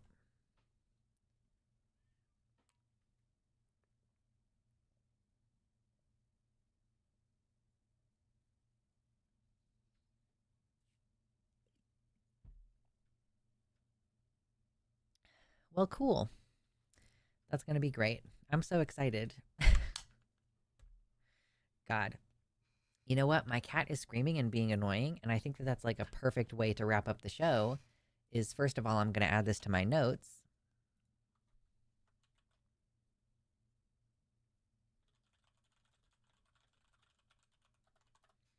Okay, now it's in my notes. I'm going to go get the cat and torture him by picking him up and forcing him to appear before the camera. Okay? Okay, I'll be right back.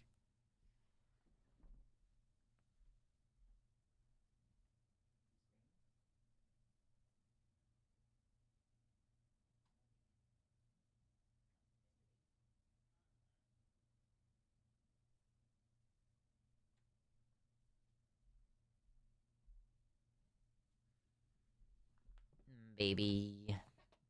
He's just immediately like, oh no. Biden could have packed the court at any time. Remember that when he and Harris condemned this? I don't even know that they could have, hun.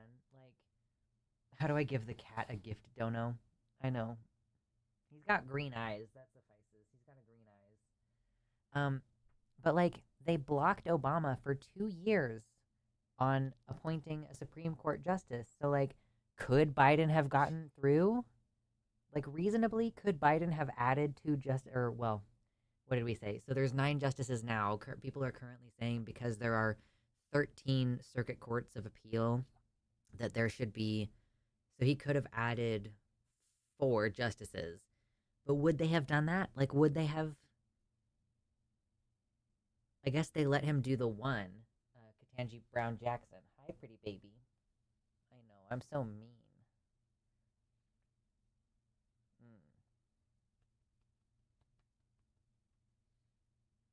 You smell like mom. Yeah. My mother-in-law, her perfume, whenever she comes over, has like she sits in this one chair and then he sits in the chair and he smells like her perfume. Yeah, you're clawing me and I can't move you around because you're clawing me. I'm trying to make you more comfortable, but you're making it really difficult. Can you come here? Oh my god, my hand. Well, I'm sorry you're so fat. It's not my fault. Yeah? Are you good, baby? Hmm? He's very annoyed.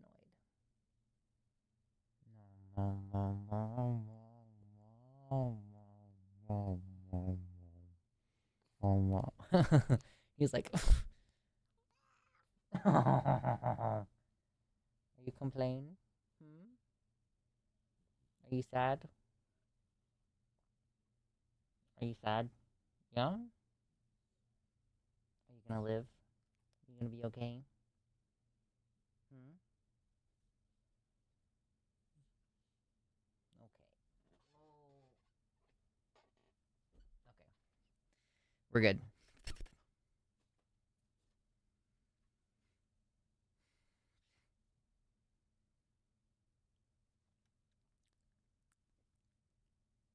Mm. Um, I'm assuming you're referring to Obama back here. They blocked it by not showing up to hearings, failing to do their jobs. Dems could have enforced the consequences of not doing their jobs, but they want to play respectability and decorum more than they want to get things done that benefit people. Are you a good boy? Yeah? Well, you were screaming, so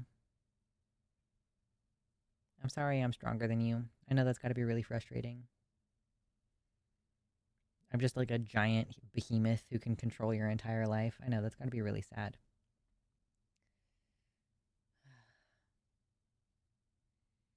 In short, Dems didn't feel like it. Yeah, I don't know. Like, what are the realistic consequences if if you're trying to push through a Supreme Court justice and the Republicans just refuse to show up, like what can they do?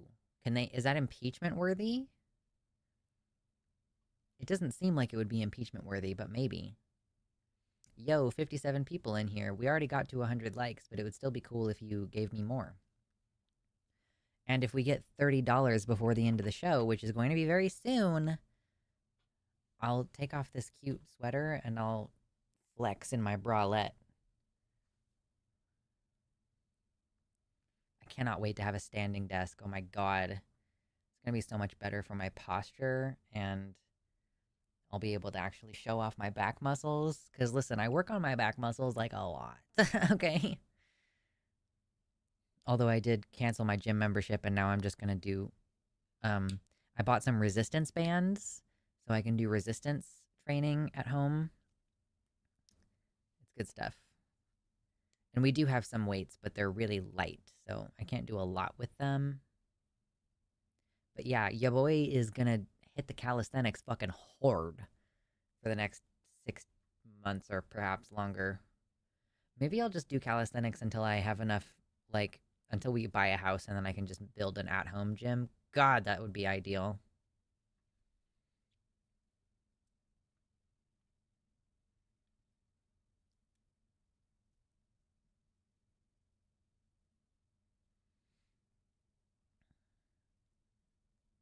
Yeah, the cat gets really frustrated when I pick him up. He can't do anything.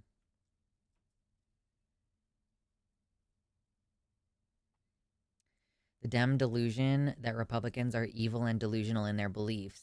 Or sorry, it's the Dem delusion. Republicans are evil and delusional in their beliefs. The Dem delusion is that any rule not explicitly written should not only be followed, but that pointing at the implicit rule is somehow persuasive.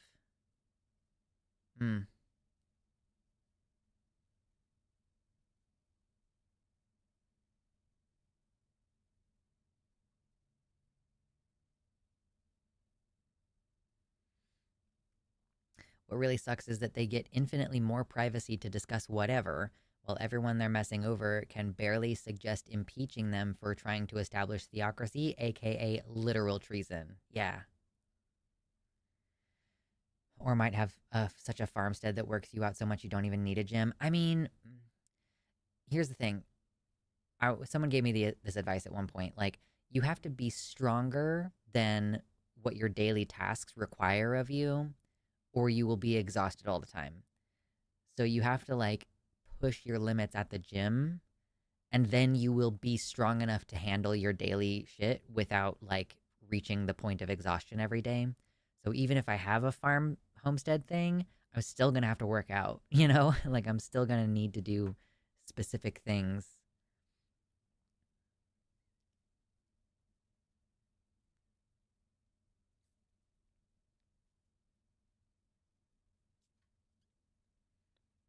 I think that's a fair analogy, Mama.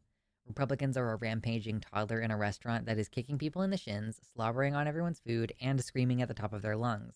Democrats are the parent who isn't paying any attention, and when the entire restaurant is telling them to control their child, they just go, I told them to stop once, what else can I do? Like, yeah, take the kid out to the car. Or, like, go home. Take stuff away from the kid. I don't know what to tell you, dude. Be a fucking parent.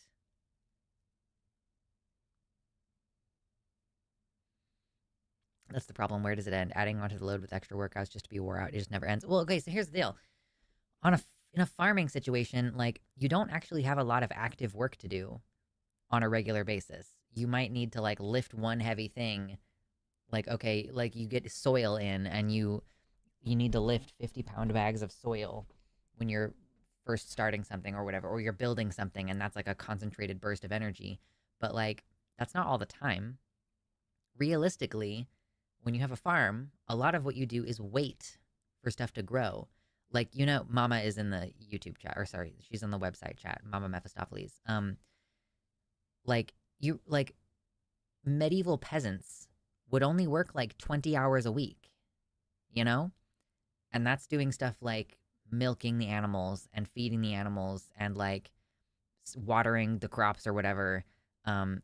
but like most of that is not very heavy stuff.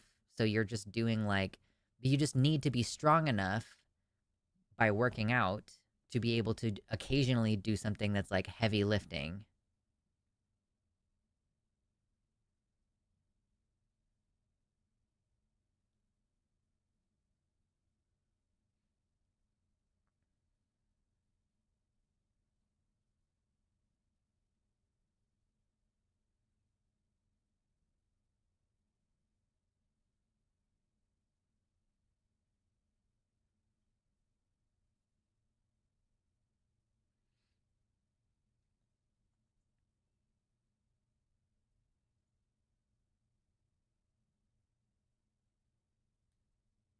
Accurate considering half these people have a diaper fetish. Fair enough.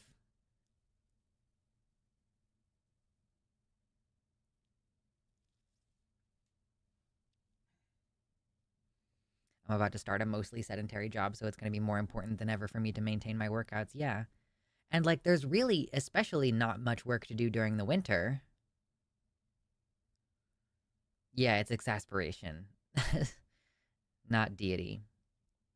But yeah, so you would definitely need to work out during the winter. And then, of course, in the spring, like the spring is the most difficult season if you're working on a farm thing. Like, yeah, there's a lot of work to do during the spring and then another burst of activity during the harvest. But like, yeah. And maybe it's just that I have a mind to like automate stuff too. Like, most of this, like, a lot of this stuff can be automated. I don't need to carry like buckets of water over to the I don't need to carry a bucket of water and like water my plants bucket by bucket or some shit like that, you know?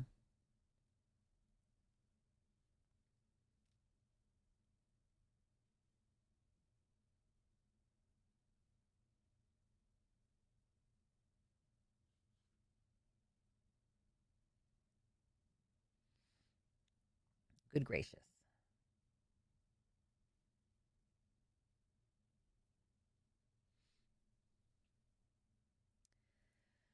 Well, my dearies, do we want like pictures from the Ren Fair like posted for free on the Patreon or something? Like, should I do that this year? I'm probably going to take a lot of I'm going to try to take a lot of pictures.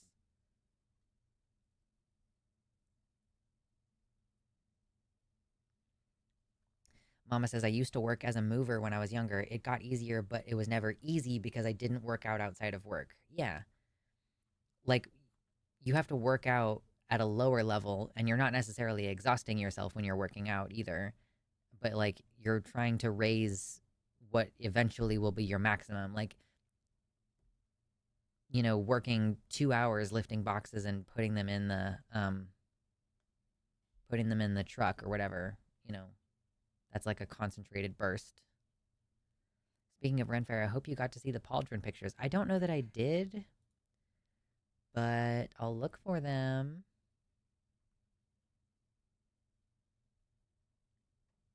Did you put them in memes and pics or something? I know you said something about it. I can't remember if you said where you were going to post them.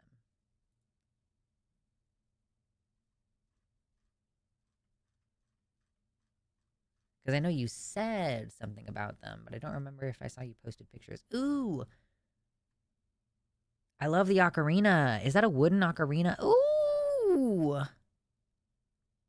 Oh, that's hot. Is it okay if I show this? Because that's fucking so cool.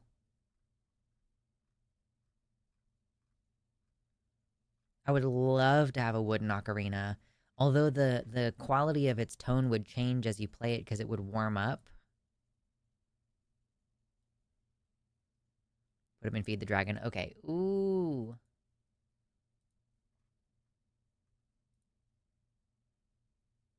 Oh gosh. I need to like I'm gonna pin this message to mark my place.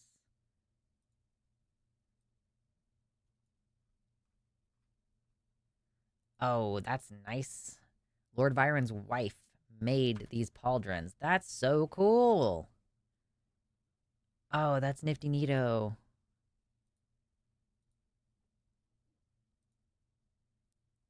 Oh man. I love the wings. That's so cool. I bet that took a good long time. Nice. Very cool. Okay, I can show the wooden ocarina. Let me find it. Come back.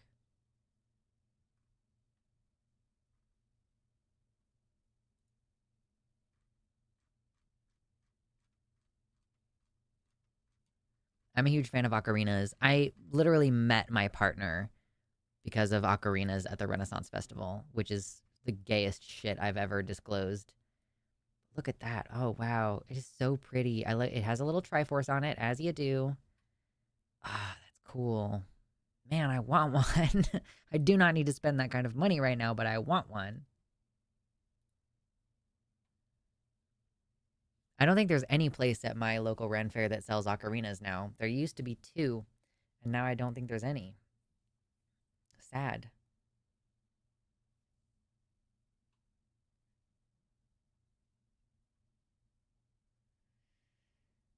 Anyway.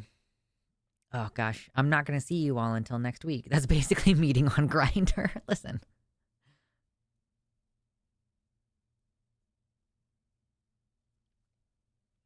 So yeah, I'm not going to see you all until I've already been at the Renaissance Festival for like 3 days. So wish me luck. I hope that you all have a fun Labor Day weekend. Don't get drunk and do something stupid. You know, enjoy, but be safe. And I will see you all next time. Wow. Much love, y'all. Be good. Don't get in trouble. Or at least don't get caught.